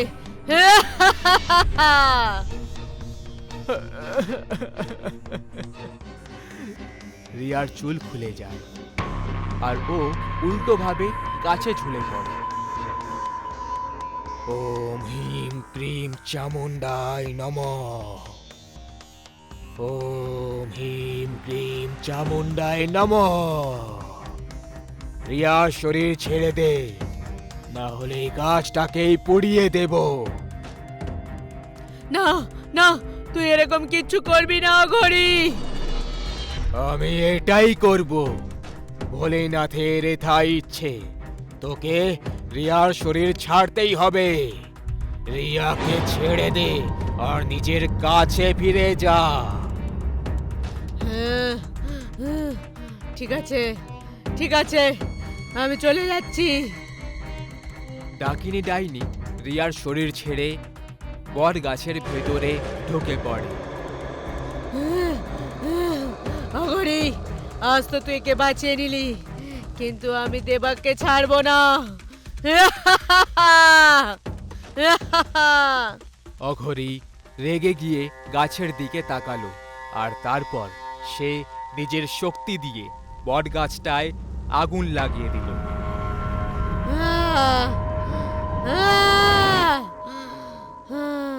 গাছ পুড়ে যাওয়ার কারণে ডাইনি আর পেত্তিদের চিৎকারের আওয়াজ শুনতে পাওয়া গেল। দেবা, এইসব তুমি নিজে করেছিলে না? সেদিন তুমি ওই কালো জাদুঘরের কাছে যেতে, আর না এই ডাইনি তোমার পেছনে লাগতো। মানুষ নিজের লোভ আর স্বার্থের জন্য কালো জাদুর ব্যবহার তো করে নেয়, কিন্তু সেই কালো জাদু তার নষ্টের কারণ হয়ে যায়। এখনো সময় আছে, শুধরে যাও। এইবারে আমি তোমাকে বাঁচিয়ে নিয়েছি, প্রত্যেকবার আসবো না। ঘরে যাও, আর যা কিছু তোমাদের কাছে আছে সেটা নিয়েই খুশি থাকো। বেশি টাকার লোভ করো না। আমাকে মেরো না, আমাকে মেরো না, ছেড়ে দাও আমায়। অন্তত আমার নয়, আমার বাচ্চার উপর তো দয়া করো। আমায় মেরো না, আমায় ছেড়ে দাও। আমাদের বউ বাচ্চার ওপর কালো জাদু করবি? আমাদের গ্রামে তুই খারাপ নজর লাগাবি? আজ তো তোর খেলা শেষ, ডাইনি। আব্দুল আর তার বন্ধু ইউসুফ একটা গর্ভবতী মহিলাকে টেনে টেনে জঙ্গলের দিকে নিয়ে যাচ্ছিল।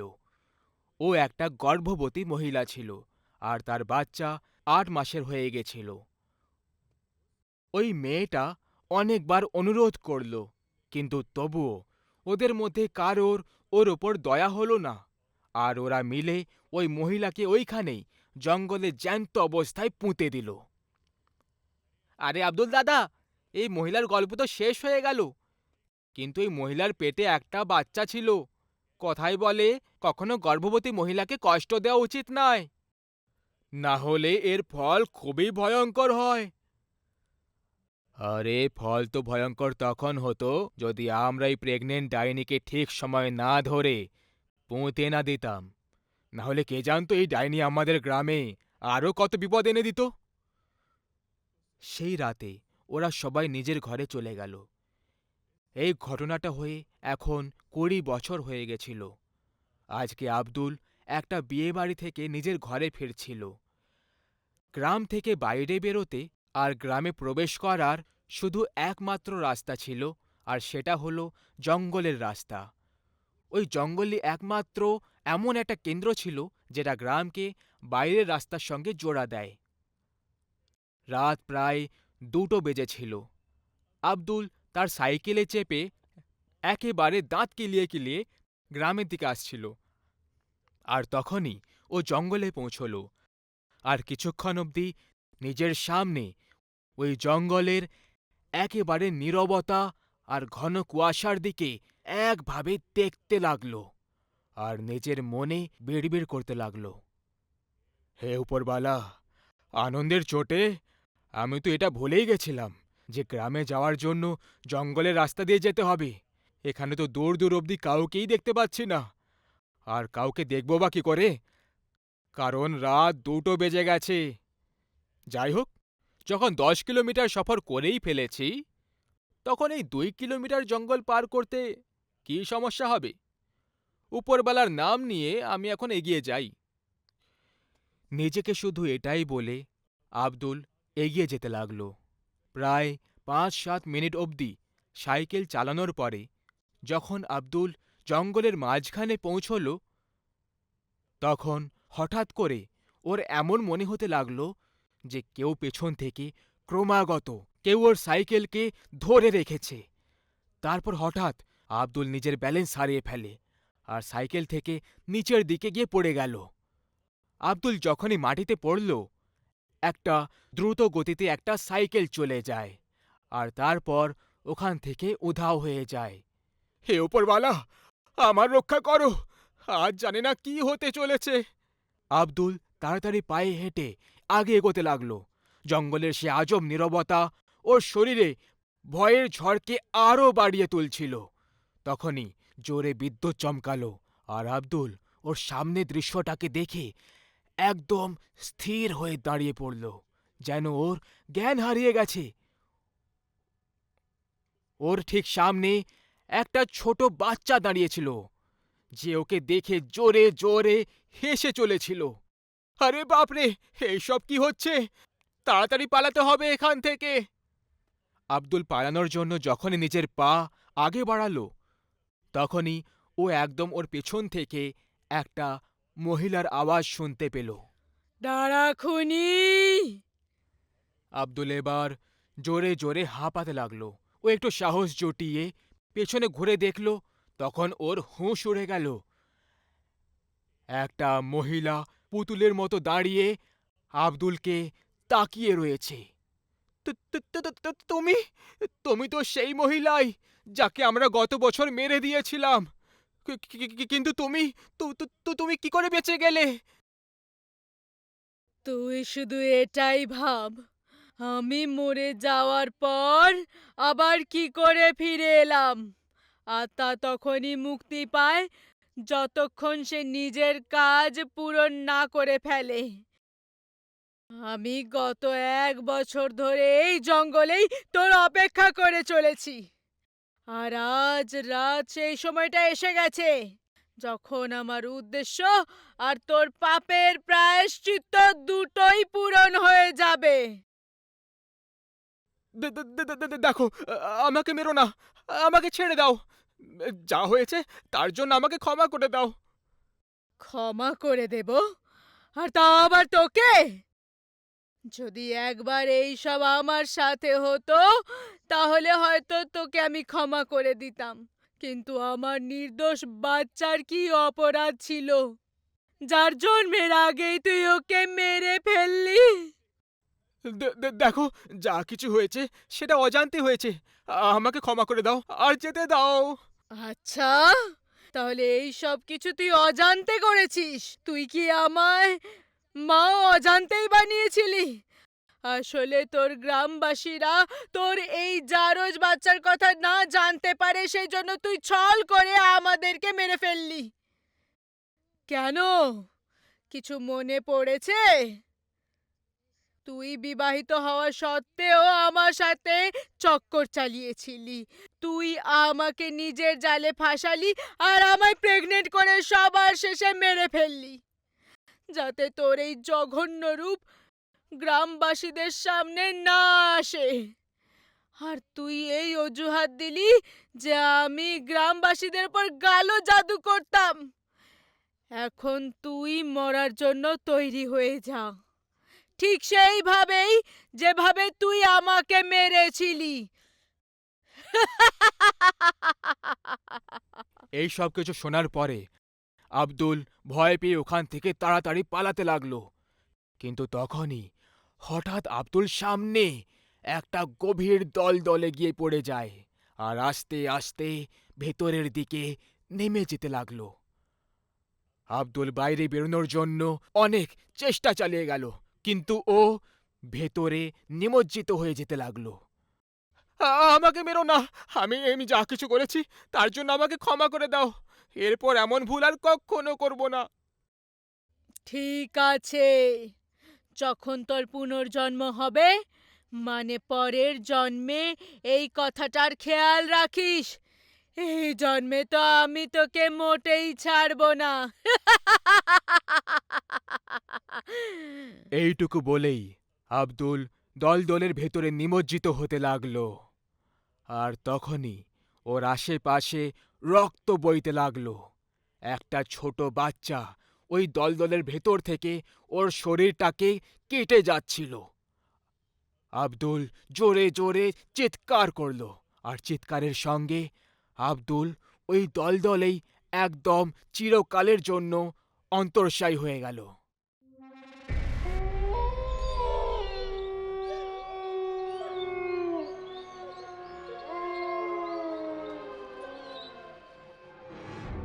আরে ভাই রনিত, একদিন তোর কারণে মরতে হবে। যেভাবে তুই নিজের ওই বেয়াড়া বন্ধুদের সঙ্গে বসে গল্প গুজব করে আড্ডা মারিস, আর সবসময় সন্ধেবেলায় বাইরে ঘুরতে থাকিস, আর আমাকেও জবরদস্তি নিজের সঙ্গে টেনে নিয়ে যাস।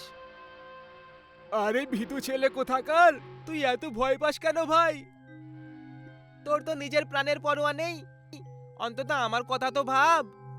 এইভাবে অন্ধকার সন্ধেবেলায় এই ভয়ঙ্কর জঙ্গল দিয়ে পার হওয়াটা তুই জানিস কতটা মারাত্মক হতে পারে? আচ্ছা, তাহলে বল কতটা মারাত্মক হবে? এখনই কোনো হরর ফিল্মের মতো আমরা পেছন থেকে ঘুঙুর বাজার আওয়াজ শুনতে পাবো? গাছের পেছন থেকে লুকিয়ে কেউ আমাদের উপর নজর রাখবে নাকি? আর হয়তো আমরা কোনো মধুর সঙ্গীতের আওয়াজ শুনতে পাবো। রনিত তখন এইসব বলছিল, আর তখনই ওই দুজনের ঠিক একদম পেছনে কোনো মহিলার গলায় গানের আওয়াজ শুনতে পাওয়া গেল।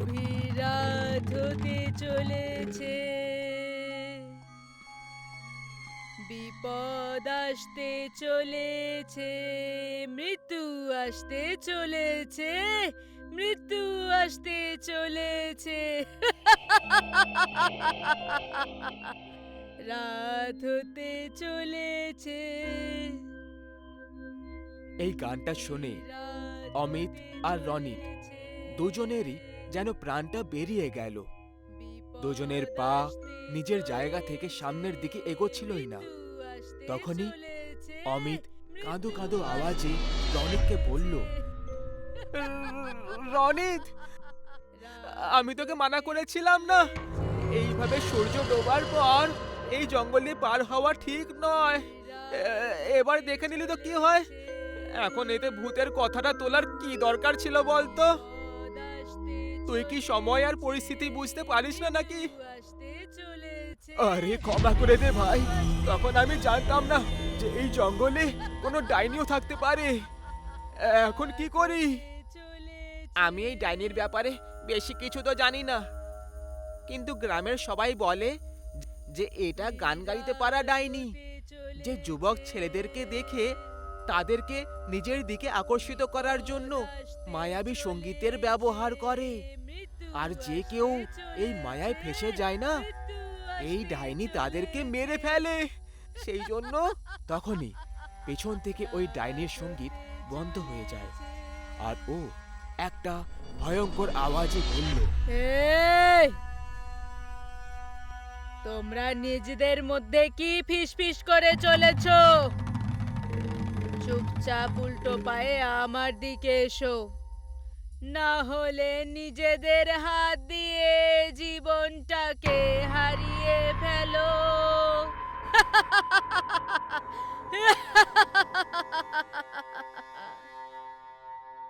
ভাই খুব ভয় লাগছে, এখন কি করি? আমি এখন শুধু একটাই রাস্তা দেখতে পাচ্ছি। সেটা কি? শরীরের পুরো শক্তি লাগিয়ে বেশ পালাও এখান থেকে। অমিত এর আগে রনিতকে থামাতে পারত। রনিত ওখান থেকে দৌড়তে শুরু করে দিয়েছিল।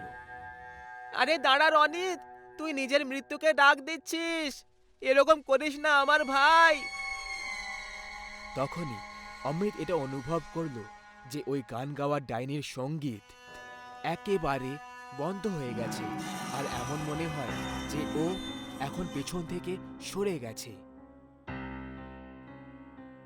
অমিতের প্রচন্ড ভয় তো লাগছিল, কিন্তু একটু সাহস জুটিয়ে পেছনে ঘুরে তাকায়। তখন ও ওই ডাইনিকে কোথাও দেখতে পেল না।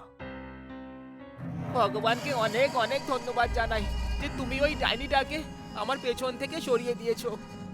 কিন্তু এক মিনিট, ওই ডাইনিটা হঠাৎ করে গেল কোথায়? আমার পুরো বিশ্বাস যে ওই রনিতের পেছনেই গেছে। এ ভগবান, এখন আমি রনিতের সাহায্য কিভাবে করব? অমিত একটুও কিছু বুঝতে পারছিল না যে ও করলেও বা করবেটা কি, কারণ এখন আস্তে আস্তে অন্ধকার চারিদিকে ছড়িয়ে পড়ছিল আর রাত নিজের ভয়ঙ্কর রূপ নিতে শুরু করেছিল। তখনই অমিতের মাথায় একটা বুদ্ধি এলো যে এই সময় গ্রামের সবাইকে ডেকে নেওয়া যাক আর তারপর রনিতকে খুঁজতে বেরোনো যাক। অমিত প্রথমে জঙ্গল থেকে বাড়ির দিকে দৌড় দিল। সৌভাগ্যক্রমে মাঝখানে ওর মুখোমুখি ওই ডাইনির সঙ্গে হলো না। গ্রাম পৌঁছে ও তক্ষুনি গ্রামের কয়েকজনকে নিজের কথাগুলো আর রনিতের পরিস্থিতির ব্যাপারে বলে দিল। গ্রামবাসীরাও অমিতের গল্প শুনে অবাক হয়ে গেল, কিন্তু ওরা ওর কথায় বিশ্বাস করল, কারণ এর আগেও এরকমই কিছু গ্রামবাসীদের সঙ্গে ঘটে রয়েছে। যখন জঙ্গল থেকে পার করা লোকেরা ওই ডাইনির সঙ্গীত শুনতে পেত আর যারা ওই সঙ্গীত নিয়ে টিপ্পনি করে দিত বা পালানোর চেষ্টা করত, ওরা ওই ডাইনির মায়াতে এমনভাবে ফেসে যেত যে কখনো দ্বিতীয়বার ফিরে আসতে পারত না। অমিত কয়েকজন গ্রামের লোককে নিয়ে জঙ্গলের মাঝখানে গিয়ে হাজির হয়। সবাই নিজের হাতে মশাল নিয়ে রনিতকে ডাক দিচ্ছিল। তখনই হঠাৎ করে ওই সঙ্গীত আবার বাজতে শুরু করে। এর মানে ওই গান গাওয়া ডাইনিটা এখানেই কোথাও আশেপাশেই আছে। গ্রামবাসীরা, কোথায় গেলে তোমরা? যদি তোমরা আমার সাথে ইয়ার্কি করছো তাহলে মনে রেখো এর ফলটা খুব খারাপ হবে। আমার বাবা একজন জমিদার, তোমরা জানো না নাকি? আমি তোমাদেরকে গ্রাম থেকে বার করে দেব। তখনই ওই গ্রামবাসীদের মধ্যে একজন হঠাৎ করে কোথা থেকে অমিতের একদম কাছে চলে আসে আর ওর দিকে তাকিয়ে বলতে লাগলো, আরে খোকা, তুমি খুব তাড়াতাড়ি রেগে যাও। এই আংটিটা খুব চমকাচ্ছে, এটা খুলে দাও। কোথাও অন্ধকারে যদি হারিয়ে যায় তখন? না, আমি আংটি খুলবো না। এটা আমার দাদু আমাকে দিয়েছিল আর সব সময় পরে রাখতে বলেছিল। তখনই ওই গ্রামবাসীর চেহারা হঠাৎ করে বদলাতে লাগলো। ওই লোকটা ওই ডাইনির শরীরে বদলে গেল আর অমিতকে এক দৃষ্টিতে তাকিয়ে রইল। ও অমিতের দিকে আস্তে আস্তে এগোতে শুরু করলো। বাপরে, এ তো সেই গান গাওয়া ডাইনিটা। মনে হচ্ছে এ গ্রামবাসীদেরকেও মেরে ফেলেছে। এখন আমাকে মারার উদ্দেশ্যে এসেছে। আমাকে এক্ষুনি জঙ্গল থেকে বাইরে পালাতে হবে। এটা বলে অমিত নিজের পুরো শক্তি লাগিয়ে জঙ্গল থেকে বাইরের দিকে পালানো শুরু করলো। ওর ঠিক পেছনে ওই ডাইনিটাও দৌড়চ্ছিল, সেটা পরিষ্কার বুঝতে পারছিল। আর তার সাথে ও গান গাইছিল, যাতে অমিত ভ্রমিত হয়ে ওর বশে হয়ে যায়। অমিতের ওপর এর আগে ওই গানের প্রভাব পড়া শুরু হতো। অমিত জঙ্গল পার করে নিজের ঘরে পৌঁছে যায়, যেখানে ওর মা বাবা ওর আসার অপেক্ষায় চিন্তা করছিল। আরে খোকা, এত রাতে কোথায় চলে গেছিলি? তুই জানিস তো যে ওই জঙ্গলে কালমুখী ডাইনি থাকে, যে তোদের বয়সী ছেলেদেরকেই লক্ষ্য করে। সে তো ভাগ্য ভালো যে তুই তোর দাদুর দেওয়া চমৎকারী আংটি পরে রেখেছিস। ওটা খুলে দিসনি, যেটা তোকে সুরক্ষিত বাঁচিয়ে রেখেছে। না হলে আজ তোর সাথে ভয়ঙ্কর একটা বিপদ ঘটে যেত রে খোকা। ভগবানকে অনেক ধন্যবাদ জানাই। আরে ও অমিতের মা, তুমিও না? এখন তো ছেলে ঘরে এসে গেছে, এখন শান্ত হও। বাকি কথা কাল করে নিও, এমনিতেও অনেক রাত হয়ে গেছে। অমিত বিছানায় শুয়ে শুয়ে বারবার ওর বন্ধু রনিত আর ওই গ্রামবাসীদের ব্যাপারে ভাবতে লাগলো। ওর আত্মার মধ্যেও ওই গান গাওয়া ডাইনির ভয় ঘর করে ফেলেছিল। ওর চোখে ঘুম পর্যন্ত আসছিল না। এই কারণে ও বিছানা থেকে উঠে পড়ল। ও নিজের আংটিটাও খুলে দিল, কারণ ওর আঙুলে হালকা জ্বলন হচ্ছিল। তাছাড়া এখনো নিজের ঘরে পৌঁছে গেছিল, তাই ওর কোনো বিপদও ছিল না। এরপরে খুবই উদাসীনতার চেহারা নিয়ে অমিত নিজের বিছানায় শুয়ে পড়ল। এইবারে খুব তাড়াতাড়ি ওর ঘুমও ধরে গেল। ও একদম গভীর নিদ্রায় ছিল। তখনই ও নিজের ঘরে আবার ওই ডাইনির ভয়ঙ্কর সঙ্গীত শুনতে পেল। রাত হতে চলেছে।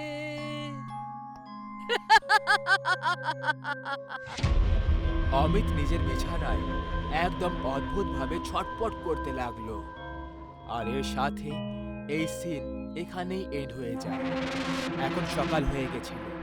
অমিত নিজের ঘুম থেকে জেগে উঠল। ওর নিজেরই ঘরে ওর মা বাবার ছাতি চাপড়ে কান্নাকাটির চিৎকার শুনতে পাচ্ছিল।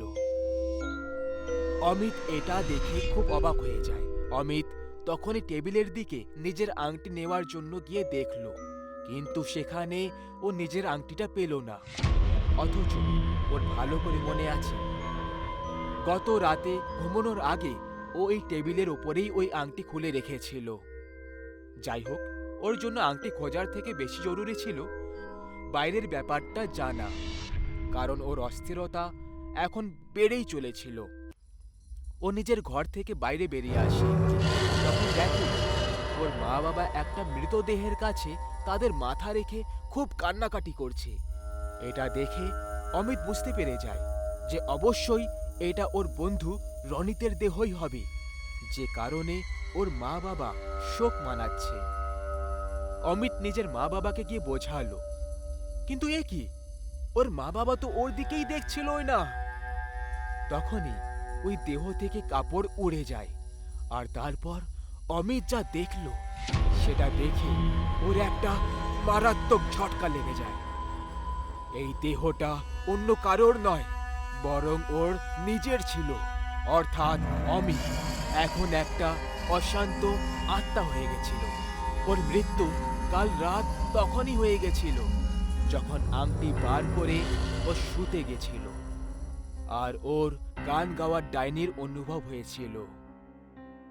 আর ঠিক সেই সময় ওই ডাইনিটা অমিতের গলায় নিজের দাঁত বসিয়ে ওকে মেরে ফেলল।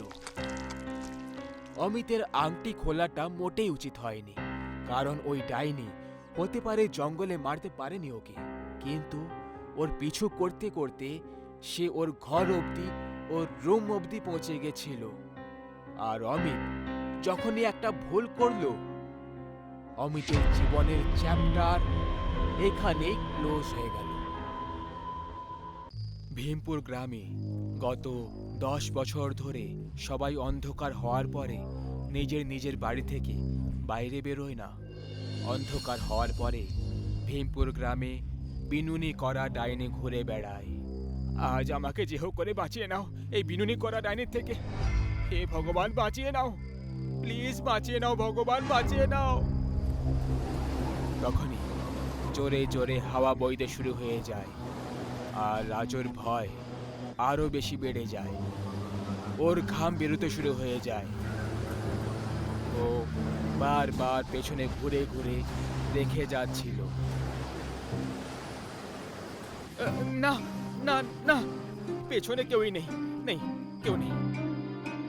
কিন্তু রাজু যখনই সামনে তাকালো, চুলের বিনুনি করা ডাইনি ওর ঠিক সামনে দাঁড়িয়েছিল। না না, বাঁচাও, বাঁচাও আমাকে কেউ, বিনুনিওয়ালা ডাইনি এসে গেছে। রাজু দৌড়ে যাচ্ছে, আর পেছন থেকে বিনুনি চুল চলে আসে, রাজুর পায়ে জড়িয়ে ধরে, আর তারপর ডাইনি নিজের চুল দিয়ে রাজুকে টেনে কুয়ো অবধি নিয়ে যায়। না না, আমাকে ছেড়ে দাও, প্লিজ আমাকে ছেড়ে দাও।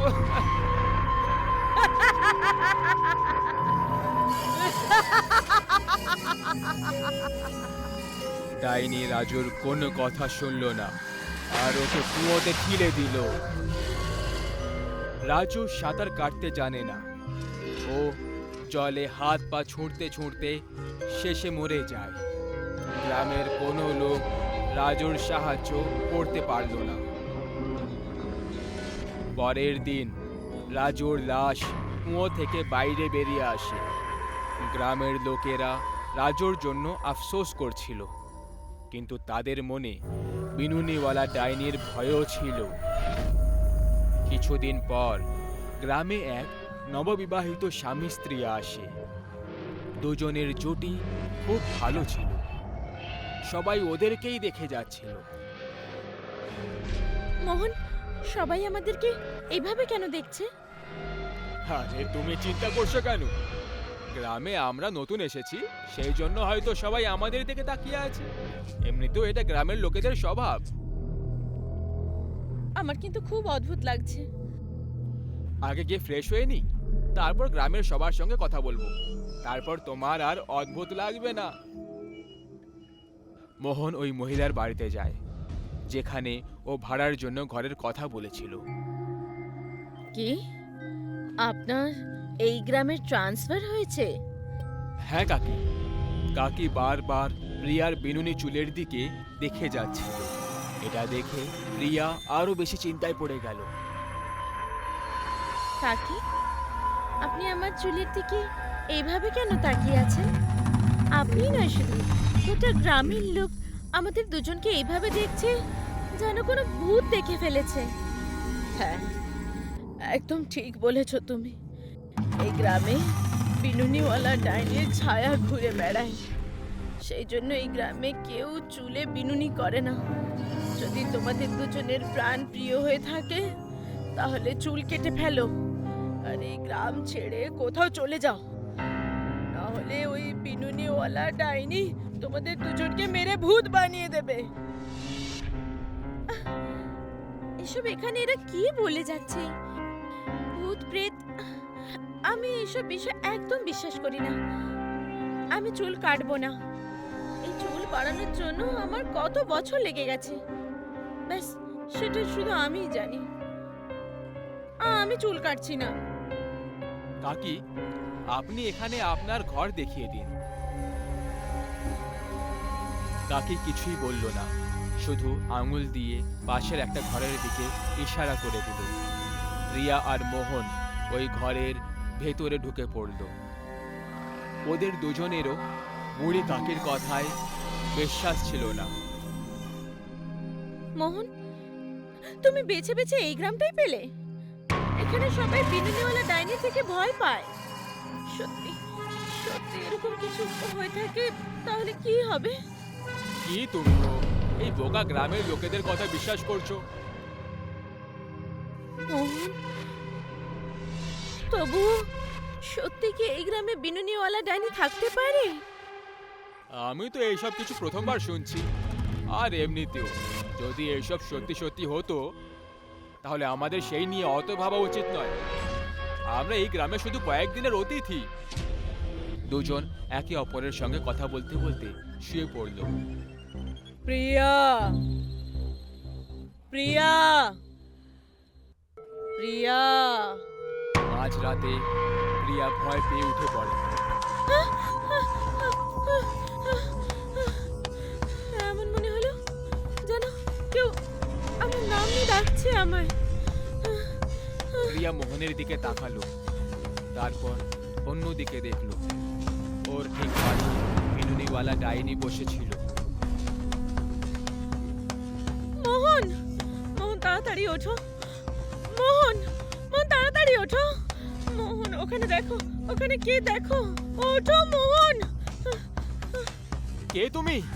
তোর মরণ।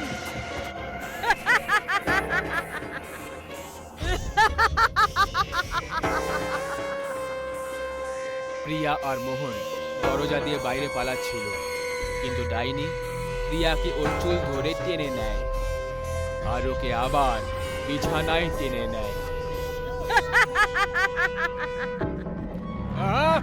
বাঁচাও! বিনুনিওয়ালা ডাইনি মোহনকে নিজের চুল দিয়ে গলা টিপে মেরে দেয়। প্রিয়া দৌড়তে দৌড়তে হাঁপিয়ে পড়ে। ওখানেই পাশে বট গাছের লম্বা লম্বা ডালের সাহায্যে ও লম্বা লম্বা নিঃশ্বাস ছাড়ছিল। আস্তে আস্তে ওই ডাল ডাইনির চুলে বদলে যায়। প্রিয়া ভয় পেয়ে যায়, আর যখনই ও ওপরের দিকে তাকালো, তখন ডাইনি নিজের চুল দিয়ে প্রিয়াকে ওপরের দিকে টেনে নেয়। না না না না, আমাকে ছেড়ে দাও, আমাকে মেরো না, আমাকে যেতে দাও। আমি তোমার কি ক্ষতি করেছি? আমাকে আমাকে ছেড়ে দাও, আমাকে ছেড়ে দাও। হ্যাঁ, এই গ্রামে শুধু আমারই চুল থাকবে। তুই যদি চাস আমি তোকে ছেড়ে দিই তাহলে ঠিক আছে, যা। ডাইনি প্রিয়াকে ওপরে গাছ থেকে নিচে ছেড়ে দেয়। পরের দিন রক্তে লথপথ প্রিয়ার মৃতদেহ সব গ্রামবাসীরা দেখে। এটা দেখে গ্রামের সবাই তান্ত্রিককে ডাকার সিদ্ধান্ত করল। সন্ধে অবধি তান্ত্রিক গ্রামে চলে আসে, আর সেই বটগাছের ঠিক নিচেটায় নিজের যজ্ঞ শুরু করে দেয়। ওই গাছের কাছে ডাইনির চুল অবধি পেয়ে যায় ওই তান্ত্রিক। এই ডাইনি, আমার সামনে আয়, আমি জানি তুই এখানেই কোথাও আছিস। তাড়াতাড়ি সামনে আয় ডাইনি। এই তান্ত্রিক, তোর কি চাই? তোকে এখানে মেরে ঝুলিয়ে দেব।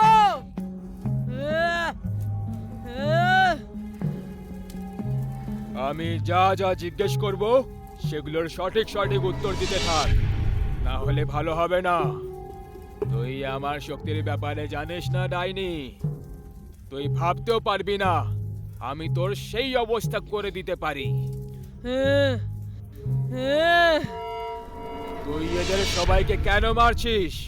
আমিও এই গ্রামেই থাকতাম, আমার নাম গঙ্গা। ওই ঠাকুর 12 বছর আগে। আরে গঙ্গা, তুই আমাকে বিয়ে করে নে, তোর চুল আমায় খুব ভালো লাগে। বিয়ে আমি তোর সঙ্গে করব না, তোর মতো নোংরা লোক আমি কোথাও দেখিনি। আচ্ছা, তাহলে আমার নোংরামিটাও দেখে নে এবার। ওই ঠাকুর আমার চুল ধরলো আর আমাকে গ্রাম থেকে বাইরে টেনে টেনে নিয়ে গেল। আমার পুরো শরীর ছিলে গেল, আমি শুধু কাঁদতেই থাকলাম। কেউ আসেনি আমাকে বাঁচানোর জন্য। ও আমাকে টানতে থাকলো যতক্ষণ না আমি মরে গেলাম। এই জন্য আমি এই গ্রামের সবার থেকে প্রতিশোধ নিচ্ছি। তাহলে এর মানে তুই গ্রামের সবাইকে মারতে থাকবি? হ্যাঁ, যদি পারি তাহলে তোকেও মেরে ফেলবো। তান্ত্রিক মন্ত্র পড়তে শুরু করে দিল।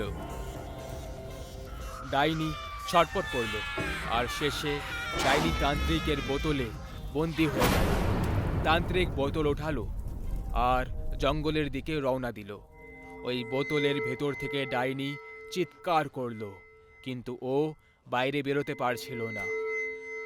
বিনুনিওয়ালা ডাইনি এখন বোতলে বন্দী হয়ে গেছে। অমিত আর সরিতা বিয়ের পর প্রথমবার সরিতার গ্রাম ধৌলপুর গ্রামে যাচ্ছিল।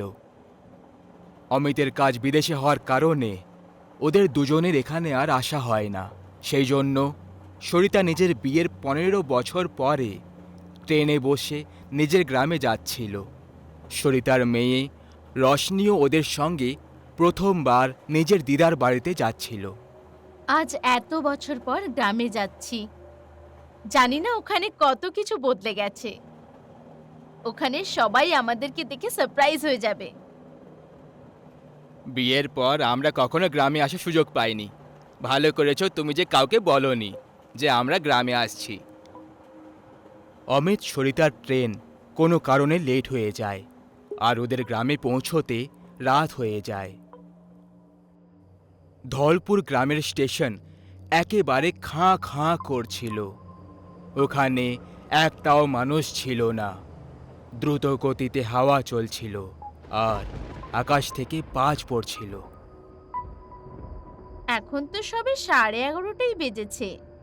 কিন্তু গ্রাম এত খাঁ করছে যেন এখানে কেউই থাকে না। এখানে কোনো অটো রিক্সাও পাওয়া যাবে না।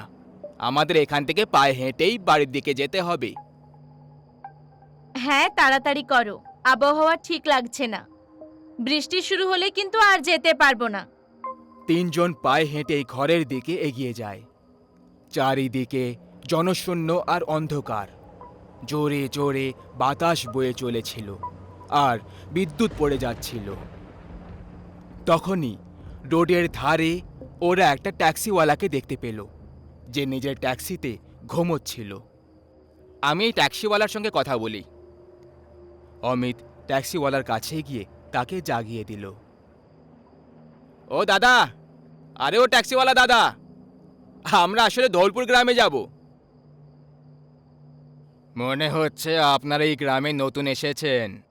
আপনি জানেন না, আজ অমাবস্যার কালো রাত। আজকের রাতে এই গ্রামে একটা মানুষ নিজের নিজের ঘর থেকে বাইরে বেরোয় না। আজ মৃত্যুর বিপদ বেশি থাকে। What rubbish! আগে তো এরকম কিছু ছিল না। এই ট্যাক্সিওয়ালাটা বেশি টাকা নেওয়ার জন্য আমাদের ভয় দেখাচ্ছে। ঠিক আছে, তোমাকে এখান থেকে যাওয়ার জন্য কোনো দরকার নেই। এই নাও টাকা। আমাদের শুধু ট্যাক্সি এক রাতের জন্য দিয়ে দাও। কাল সকালে এই অ্যাড্রেসে এসে তুমি নিজে ট্যাক্সি নিয়ে চলে যেও। ঠিক আছে, কিন্তু তবুও আমি আপনাকে একটা বিনামূল্যে পরামর্শ দেব। গ্রামের উত্তর দিকে যে কুয়ো রয়েছে তার কাছে যেন ভুলেও কখনো না যান। আর যদি কেউ আপনাকে পেছন থেকে আওয়াজ দেয় তাহলে পেছনে ঘুরে একদম দেখবেন না। অমিত নিজের সব জিনিস ট্যাক্সিতে রেখে দিয়ে নিজে ট্যাক্সি ড্রাইভ করে ঘরের দিকে বেরিয়ে পড়ল। আমি এখান থেকে একটা শর্টকাট রাস্তা জানি। ওই রাস্তা দিয়ে আমরা তাড়াতাড়ি বাড়ি পৌঁছে যাব। কিন্তু ওই রাস্তাটা গ্রামের কুয়োর সামনে দিয়ে যায়। কি ভাই, তুমি এই কথায় বিশ্বাস করতে লাগলে? না, এইসব ট্যাক্সিওয়ালা আমাদের ভয় দেখানোর জন্য বলছিল। অমিত সরিতার কথা মতো বলা রাস্তা দিয়ে গাড়ি ঘুরিয়ে নিল। যখনই তাদের গাড়ি গ্রামের কুয়োর কাছে পৌঁছলো, গাড়ির নিচে একটা পাথর এসে গেল আর গাড়ি কুয়োর কাছে গিয়ে ধাক্কা খেয়ে গেল। ওই কুয়োর ভেতরের জল জোরে জোরে ধাক্কা খেতে লাগলো, যেন ওই কুয়োর মধ্যে কেউ ঢেউ খেলাচ্ছে। তোমরা সবাই ঠিক আছো তো? মনে হয় চাকার নিচে কোনো পাথর এসে গেছিল। আমার এমন মনে হলো যেন এখানে কেউ দাঁড়িয়ে আছে। তখনই সরিতার নজর কুয়োর কাছে দাঁড়ানো নিজের ছোটবেলার বন্ধু সত্যজিতের ওপর পড়ে যায়। আরে সত্যজিৎ, কেমন আছো তুমি? তুমি তো মোটেই বদলাওনি। আর এই গ্রামটা তো খাঁ করছে কেন? আর তুমি এখানে একা কি করছো? অমাবস্যার কালো রাত, এই রাতকে মৃত্যুর রাত বলা হয়। আজকে কেউ বাঁচবে না, সবাই শেষ হয়ে যাবে। সরিতাকে সত্যজিতের কথাগুলো খুব আজব মনে হলো। ওরা দুজন ওখান থেকে তাদের বাড়ির জন্য বেরিয়ে পড়ে আর কিছুক্ষণ পরেই তাদের বাড়িতে পৌঁছে যায়। কিছুক্ষণ গেটে দাঁড়িয়ে থাকার পর সরিতার মা শান্তা হাতে মশাল নিয়ে গেট খুলে দিল। আরে মা, তুমি এটা কি করছো? আমাদেরকে মারার কথা ভাবছো নাকি? তোমরা এত রাত্রে, তাও আবার আজকে অমাবস্যার রাত্রে? এইসব সরিতার আইডিয়া ছিল আপনাদের সবাইকে সারপ্রাইজ দেওয়ার জন্য। আর এই অমাবস্যার রাতের নাম কেন জপে যাচ্ছে পুরো গ্রামটা? যাকেই দেখি অমাবস্যার রাত বলে আমাদের ভয় পাইয়ে দেয়। শান্তা সবাইকে তার বাড়ির ভেতরে নিয়ে যায়। তুমি জানো না তোমার বিয়ের পরে এই গ্রামে কি কি ঘটে গেছে। অনেকেই নিজেদের প্রাণ হারিয়ে ফেলেছে। আমাদের বাবার প্রাণও এই অমাবস্যার কালো রাত নিয়ে নিয়েছে। রাস্তায় সত্যজিতের সাথে দেখা হয়েছিল। ও এরকমই কথা বলছিল। কি বললে তুমি? সত্যজিতের সাথে দেখা? হ্যাঁ, গ্রামের পুরনো কুয়োর কাছে কিন্তু আপনি ওর নাম শুনে এত অবাক হলেন কেন? কারণ আজ থেকে 15 বছর আগে ওর মৃত্যু হয়ে গেছে। সত্যজিৎ ওই কুয়োতে পড়ে মরে গেছে। এটা শুনে সবাই অবাক হয়ে যায়। সরিতা কিছুই বুঝতে পারছিল না যে ও যাকে কুয়োর কাছে দেখেছিল ও আসলে কে ছিল। এখনো কাউকে ছাড়বে না। তোমরা আজকের রাতে এখানে এসে অনেক বড় ভুল করে ফেলেছো। তোমরা কেউ বাড়ির বাইরে পা রাখবে না। সবাই নিজেদের ঘরে গিয়ে শুয়ে পড়ে, কিন্তু রিয়ার ঘুম ধরছিল না। ওর চোখের সামনে সেই কুয়োর কথাগুলো ঘুরে বেড়াচ্ছিল। সবাই যখন ঘুমিয়ে পড়ল তখন রিয়া একলাই ওই কুয়োর দিকে এগোতে লাগলো। জোরে জোরে গেটের ধাক্কার আওয়াজ শুনে সরিতার চোখ খুলে যায়। রিয়া, রিয়া, রিয়া কোথায় চলে গেল? তখনই সরিতা দেখল যে রিয়া ওই কুয়োর দিকে এগিয়ে যাচ্ছে।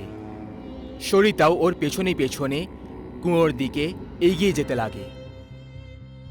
রিয়া, রিয়া দাঁড়াও, ওদিকে যেও না। রিয়া, রিয়া ওই কুয়োর কাছে পৌঁছে তাতে লাফাবে বলে ভাবছিল, ঠিক তখনই সরিতা পেছন থেকে এসে ওকে ধরে ফেলে। তখনই কুয়োর ভেতরের দেওয়াল থেকে বিড়ালের মতো চলতে চলতে সত্যজিৎ বের হলো। সরিতা ওকে দেখে খুব ভয় পেয়ে যায়।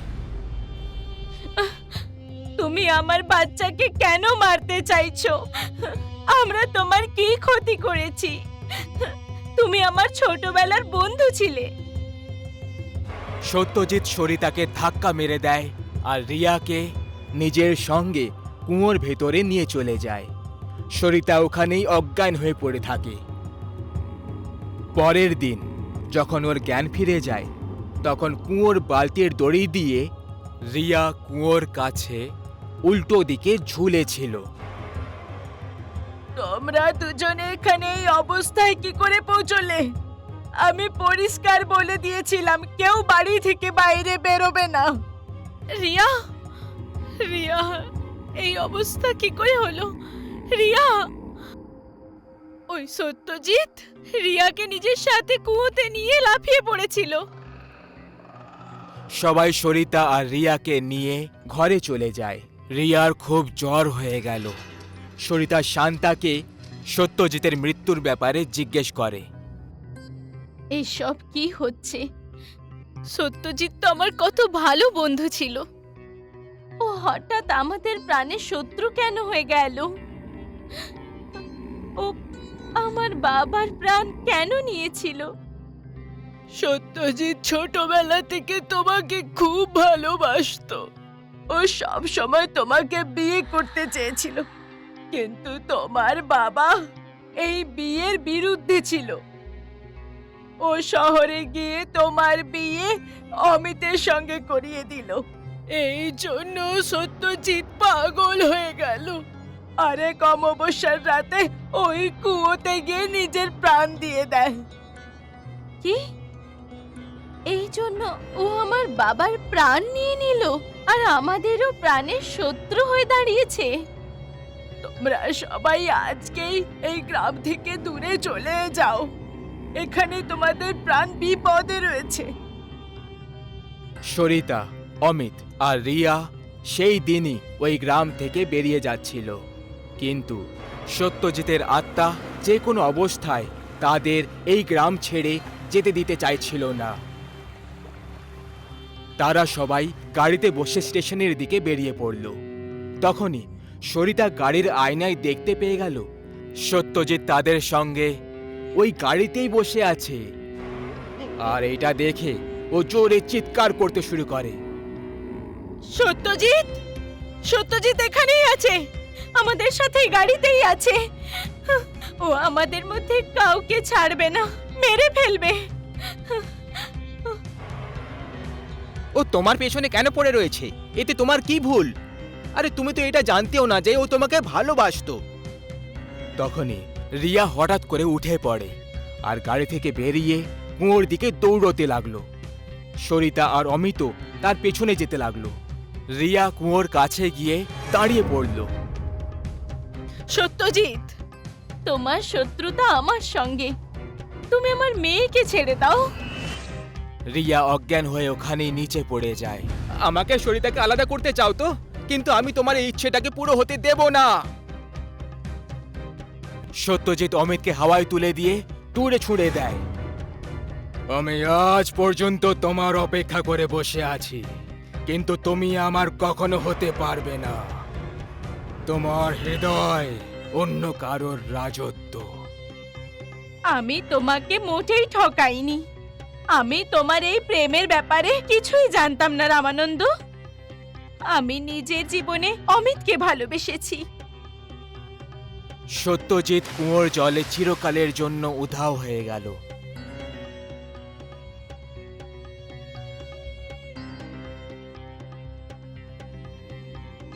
সত্যজিৎ ওই গ্রামটা ছেড়ে চিরকালের জন্য ওখান থেকে চলে যায়। অমিত আর সরিতা রিয়াকে নিয়ে ওই গ্রাম থেকে চিরকালের জন্য বেরিয়ে চলে যায়। মৃত্যু এমন একটা ভয়ানক সত্যি যেটা থেকে আজ পর্যন্ত কেউই বাঁচতে পারেনি। কিন্তু আরও একটা কঠোর সত্যি এটাও যে সত্যি মরে যাওয়ার পরেও সামনে আসতে পারে। আজকের কাহিনী দুটো বোনের, যারা অ্যাডপ্টেড চাইল্ড ছিল। ওরা কখনো নিজের মা বাবাকে দেখে আর নিজেদের জীবনটাকে অ্যাডপ্ট করা পরিবারে কাটিয়ে দিত। কিন্তু জীবনটা ওদের সাথে এমন খেলা খেলল যে খেলায় ভালো খেলোয়াড়রাও হার মেনে যাবে। কি করছো নিধি? এখন তো বড় হয়ে গেছো, এবার তো মাটিতে খেলা বন্ধ করে দাও। আহ দিদি, তুমিও কি? কোথায় তোমরা? তোমাদের ঘরে যাও আর নিজেদের জিনিসপত্র প্যাক করে নাও। আমাদের নিয়ে যাওয়ার জন্য তোমাদের পরিবার নিচে অপেক্ষা করছে। চলো তাড়াতাড়ি যাও। কারণ পূজা আর নিধি অ্যাডপ্টেড চিলড্রেন ছিল, তাই প্রায় সময় ওদের ফ্যামিলিজ চেঞ্জ করতে হতো। ওদের জীবন এতদিন সুখেই কেটে চলেছিল। দিদি, সত্যি বলতে আমার এই পরিবারটা ছেড়ে যাওয়ার একদম ইচ্ছে করছে না, কিন্তু আর অন্য কোনো উপায়ও তো নেই। আমাদের মতো অনাথদের জীবন এরকমই হয়, এক বাড়ি থেকে দ্বিতীয় বাড়ি, দ্বিতীয় বাড়ি থেকে তৃতীয় বাড়ি। দুই অ্যাডপ্টেড বোন নিজেদের জীবনের সংঘর্ষে অনেক ছোট ছিল। পূজা, যার বয়স ১৩ বছর ছিল, অপরদিকে ওর ছোট বোনের বয়স 10 বছর ছিল। এখন ওদেরকে মার্ফি পরিবারে যাওয়ার ছিল। দিদি, তুমি কি জানো ওই মার্ফি আন্টিটা খুব বাজে। ওনার বাচ্চাদের প্রতি বিশেষ কোনো টান নেই, কিন্তু জানি না কেন ইনি আমাদের নিতে এসেছেন। হ্যাঁ, কথাটা তো ঠিকই বলেছিস, কিন্তু আমিও শুনেছি যে এনার স্বভাব খুবই অদ্ভুত। ব্যবহারের তো আর বলে কথাই নেই। আগেও অনেক লোকেরা এদের এখান থেকে অনেক বাচ্চাদের উধাও হওয়ার গল্প বলেছিল, জানো? সোনা মারা, যাও বাইরে গাড়িতে বসে পড়ো। হ্যাঁ, সন্ধে নেমে এসেছে না? যাও, হ্যাঁ যাও। দুই বোন এখন মার্ফি পরিবারে পৌঁছে গেছিল, কিন্তু ওখানে ওদের এতদিনের সব থেকে ভালো এক্সপেরিয়েন্স হচ্ছিল। বাড়ি কোনো বড় প্রাসাদের থেকে কম ছিল না, আর আলোর দ্বারা আলোকিত ছিল এই বাড়ি। সেই রাতে দুই বোন শুয়ে পড়ে, আর পরের সকালে উঠে দেখে যে মার্ফি ওদের পাশেই বসেছিল। সোনা মারা, দেখো স্কুলে যাওয়াটা তো খুবই প্রয়োজন, তাই না? কিন্তু আমি তোমাকে দুটো রাস্তা দিচ্ছি। হ্যাঁ, হয় বাড়ির সব কাজ করো, না হলে স্কুলে যাও। পূজার পড়তে একটুও ভালো লাগতো না, সেই জন্য ও বাড়ির কাজ করাটাই ঠিক মনে করলো। আর নিধি স্কুলে যাওয়ার সিদ্ধান্ত করল। প্রায় 1 সপ্তাহ পর পূজা, ও পূজা, তাড়াতাড়ি ডাইনিং হলে পৌঁছে যাও, যাও। ডাইনিং হলে বসার পর নিধি, তুমি শুরু করো। আজ তোমার পছন্দ মতো খাবার তৈরি করেছি। পূজা, আমি তোমার সঙ্গে কিছু কথা বলতে চাই। আমি জানি না যে তোমার আগের পরিবার কি ধরনের ছিল বা তাদের কি চিন্তাধারা ছিল, কিন্তু এই বাড়িতে আমরা সততাকে গুরুত্ব দিই। আর তুমি যাকে নিজের বোন বলো সেটা তোমার শুধু ভ্রম। এ তোমার কাল্পনিক মিত্র, আর এর থেকে বেশি আর কিছুই না, বুঝেছো? আর তুমি এখন 13 বছরের হয়ে গেছো। এখন এই সব ছেলে খেলা তোমায় ঠিক মানায় না। ম্যাডাম, এ আপনি কি বলছেন? আপনি কি নিধিকে দেখতে পান না? এ আমার কাল্পনিক বা স্বপ্নের কোনো ভ্রম নয়। ও আমার সত্যিকারের বোন। আপনি আমাদের দুজনকে অ্যাডপ্ট করেছেন, তাই না? না না পূজা, আমি শুধু তোমাকে অ্যাডপ্ট করেছি। আমি আর অন্য কোনো মেয়েকে জানি না। আর নিধি বলে যাকে তুমি ডাকতে থাকো না, আসলে তার এই পৃথিবীতে কোনো অস্তিত্বই নেই। মার্ফির এই কথাগুলো শুনে পূজার খুব রাগ তো ধরছিল, কিন্তু ও নিজের মনের কথা বলে উঠতে পারেনি আর মন খারাপ করে নিজের রুমে চলে গেল। পূজা নিজের মনেই বিড়বিড় করতে লাগল।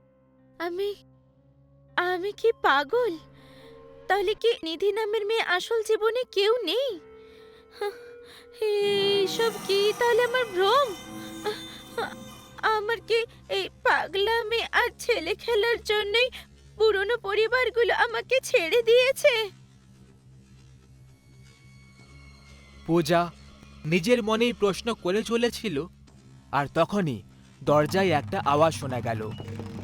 দরজার কাছে নিধি দাঁড়িয়ে হেসে চলেছিল। নিধি, নিধি তুমি? আমার বোন, ওই মার্ফি আন্টি আছে না, উনি আমাকে পাগল প্রমাণ করতে চাইছেন। উনি বলছেন যে তোমার কোনো অস্তিত্বই নেই, অথচ তুমি এখানে দাঁড়িয়ে আছো। সত্যি বলবে, এটা এটা কোথাও আমার ভ্রম বা পাগলামি নয় তো? সত্যি বলো। নিধির চোখে জল ছিল, আর কোনো রকম উত্তর না দিয়ে সোজা চলতে লাগলো। আর ও বেসমেন্টের কাছে গিয়ে উধাও হয়ে গেল। পূজা বেসমেন্টে পৌঁছে গেছিল। তখনই ও কোঁকড়ানো চুল আর চেহারায় অনেক ভাঁজ কাটা দাগ থাকা মহিলাকে দেখতে পায়, যাকে ঠিক করে দেখলে বুঝতে পারা যায় যে এটা তো মিস মার্ফি। পূজা দেখল যে মার্ফি আসলে কোনো মানুষ নয়, বরং একটা নরভক্ষিণী ডাইনি। তখনই ও প্লাস্টিকের থলি থেকে একটা মৃতদেহ বাইরে বার করে। ওপরে বাল্ব ঝুলছিল, যেটার আলোয় পূজা পরিষ্কার দেখতে পায় যে ওই মৃতদেহ আর অন্য কারোর নয়, বরং নিধির ছিল। পূজা ভেতর থেকে কেঁপে উঠল, আর এখন ও বুঝতে পারছিল না যে ও কি করবে। ওর খুব ভয় লাগছিল আর কান্নাও পাচ্ছিল, কিন্তু যদি মার্ফি ওকেও এই সময় দেখে ফেলে তাহলে এটা নিশ্চিত যে সে ওকেও মেরে ফেলবে। পূজা পা টিপে নিজের ঘরে চলে আসে আর দরজা কষে বন্ধ করে কাঁদতে শুরু করে। এবার তো আগের চেয়ে আরো বেশি ভয় পেয়ে গেছিল। কিছুক্ষণ পর ও নর্মাল হয়ে যায়। তখন ও একটা ভাবল যে আসলে পুরো ব্যাপারটা কি। আসলে ও এইমাত্র নিধির মৃতদেহকে দেখল, অথচ কিছুক্ষণ আগেই নিধির সঙ্গে ডাইনিং টেবিলে বসেছিল। তাহলে এটা নয় তো যে মার্ফি নিধিকে খুন করে দিয়েছে আর নিজের খুনি ক্যারেক্টারকে লুকোনোর জন্য নিধিকে অদৃশ্য প্রমাণ করার জন্য নাটক করছে? কিন্তু যদি এটা সত্যিও হয়, তবুও নিধিকে ও কি করে দেখতে পাচ্ছে? কারণ সে তো মরে গেছে। ওর মাথা এইসব ভেবে ভেবে ফেটে যাচ্ছিল। তখনই ও নিজের পাশে নিধিকে বসে থাকতে দেখে, যাকে দেখে ও খুব বেশি ভয় পেয়ে যায়। দিদি, তুমি ভয় পেও না। এটা সত্যি যে আমি মরে গেছি আর আমার নিজের কোনো অস্তিত্ব নেই। কিন্তু আমার খুনি ওই ডাইনি মারফি। গত সপ্তাহের শনিবারের রাত্রিতে যখন তুমি ভোম্বল কাকুর সঙ্গে মেলা দেখতে গেছিলে না, তখন আমি ভুল করে মারফি আন্টির রুমে চলে গেছিলাম, যেখানে যেতে সে বারবার বারণ করত। মারফি আন্টির রুমে তার আসল রূপ ছিল, যেমন ভূতের কস্টিউম, বড় বড় নখ, সাদা চুল আর আর রক্তের বোতল। আমাকে মারফি আন্টি দেখে ফেলেছিল আর নিজের আসল রূপ লুকিয়ে রাখার জন্য উনি আমাকে ছল করে বেসমেন্টে ডেকে পাঠান আর মাথায় রড মেরে আমাকে মেরে দিলেন, আমার খুন করে দেন। আর সেখানেই আমাকে একটা প্লাস্টিকের থলিতে বেঁধে দেন, যাতে কেউ যেন আমার ব্যাপারে কখনো না জানতে পারে। এইটুকু বলে নিধি ওখান থেকে উধাও হয়ে যায়। মানে পূজা এখন পুরো ব্যাপারটা জেনে গেছিল। ওর খুব কান্না পাচ্ছিল, কারণ ওর আর ওর বোনের মধ্যে একটা খুবই বিশুদ্ধ সম্পর্ক ছিল, যে কারণে নিধির আত্মা মরে যাওয়ার পরেও ওকে দেখা যেত। পূজা ভেবে নিয়েছিল যে এখন ও যে কোনোভাবে নিধির সঙ্গে ন্যায় করবে, মারফিকে শাস্তি দেবে। আর সেই জন্য পরের দিন সকাল হতেই পূজা তৈমুর আঙ্কেলের বাড়িতে যায় আর তাকে সব কথা খুলে বলে। তৈমুর সেই লোক ছিল যে ওদের সেটেলমেন্ট মারফি পরিবারে করিয়েছিল, কিন্তু তা সত্ত্বেও তৈমুর মারফির আসল রূপের ব্যাপারে কিছুই জানত না। সন্ধেবেলায় পূজা তৈমুর আর পুলিশওয়ালাকে নিয়ে মারফি হাউসে পৌঁছয়। তাদেরকে বেসমেন্টে সেই মৃতদেহটা দেখানোর জন্য নিয়ে যেতে লাগলো। বেসমেন্টে পৌঁছানো মাত্রই তারা যেটা দেখল, সেটা দেখে সবাই অবাক হয়ে পড়ল। সবাই দেখল মারফি ফাঁসের দড়িতে ঝুলছিল, আর এখন তার আসল ডাইনিওয়ালা রূপটাও পরিষ্কার দেখা যাচ্ছিল। ওই 200 বছরের বুড়িটাকে দেখা যাচ্ছিল।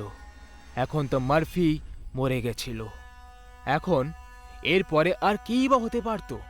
কিন্তু পূজা দেখল মারফির ঝুলে থাকা মৃতদেহের পাশে নিধি দাঁড়িয়ে হাসছিল। পূজা বুঝতে পেরে যায় যে এই ডাইনির এত ভয়ঙ্কর মৃত্যু কি করে হয়েছে। এর খুন নিধিই করেছে। সেটাই শেষবার ছিল যখন পূজা নিধিকে দেখেছিল। তারপরে নিধির দাহ সৎকার করা হলো। তারপর আর কখনো পূজা নিধিকে দেখতে পেল না। মারফির অন্ত যদিও খুব বেদনাদায়ক হলো, কিন্তু সে একটা নির্দোষের থেকে তার জীবন কেড়ে নিয়েছিল, দুটো বোনকে চিরকালের জন্য আলাদা করে দিল। আজ এই ঘটনাটা হয়ে অনেক দিন পেরিয়ে গেছে, কিন্তু পূজা আজও সেই সময়গুলো যখন মনে করে তখন ও কেঁপে ওঠে। বিশেষ করে সেই সময়টা যখন মরে যাওয়ার পরও নিধির আত্মা ওকে সত্যি বলে দেয় আর মারফির পর্দা ফাঁস করে দেয়। সেই জন্য বলা হয়, মৃত্যু শুধু শরীরের হয়, আত্মা আর ভাবনা দুটো অমর থাকে। যদি সম্পর্ক আর ভালোবাসা পবিত্র হয়, তাহলে মৃত্যুর পরেও আপনার কাছের মানুষ আপনাকে রক্ষা করবে আর আপনার সাথে থাকবে। যদিও মারফি নিজের আসল রূপ লুকোনোর জন্য নিধিকে খুন করে দিয়েছিল, কিন্তু নিধির মৃত্যুর পরেও আসল সত্যিটা সামনে এসেই গেল।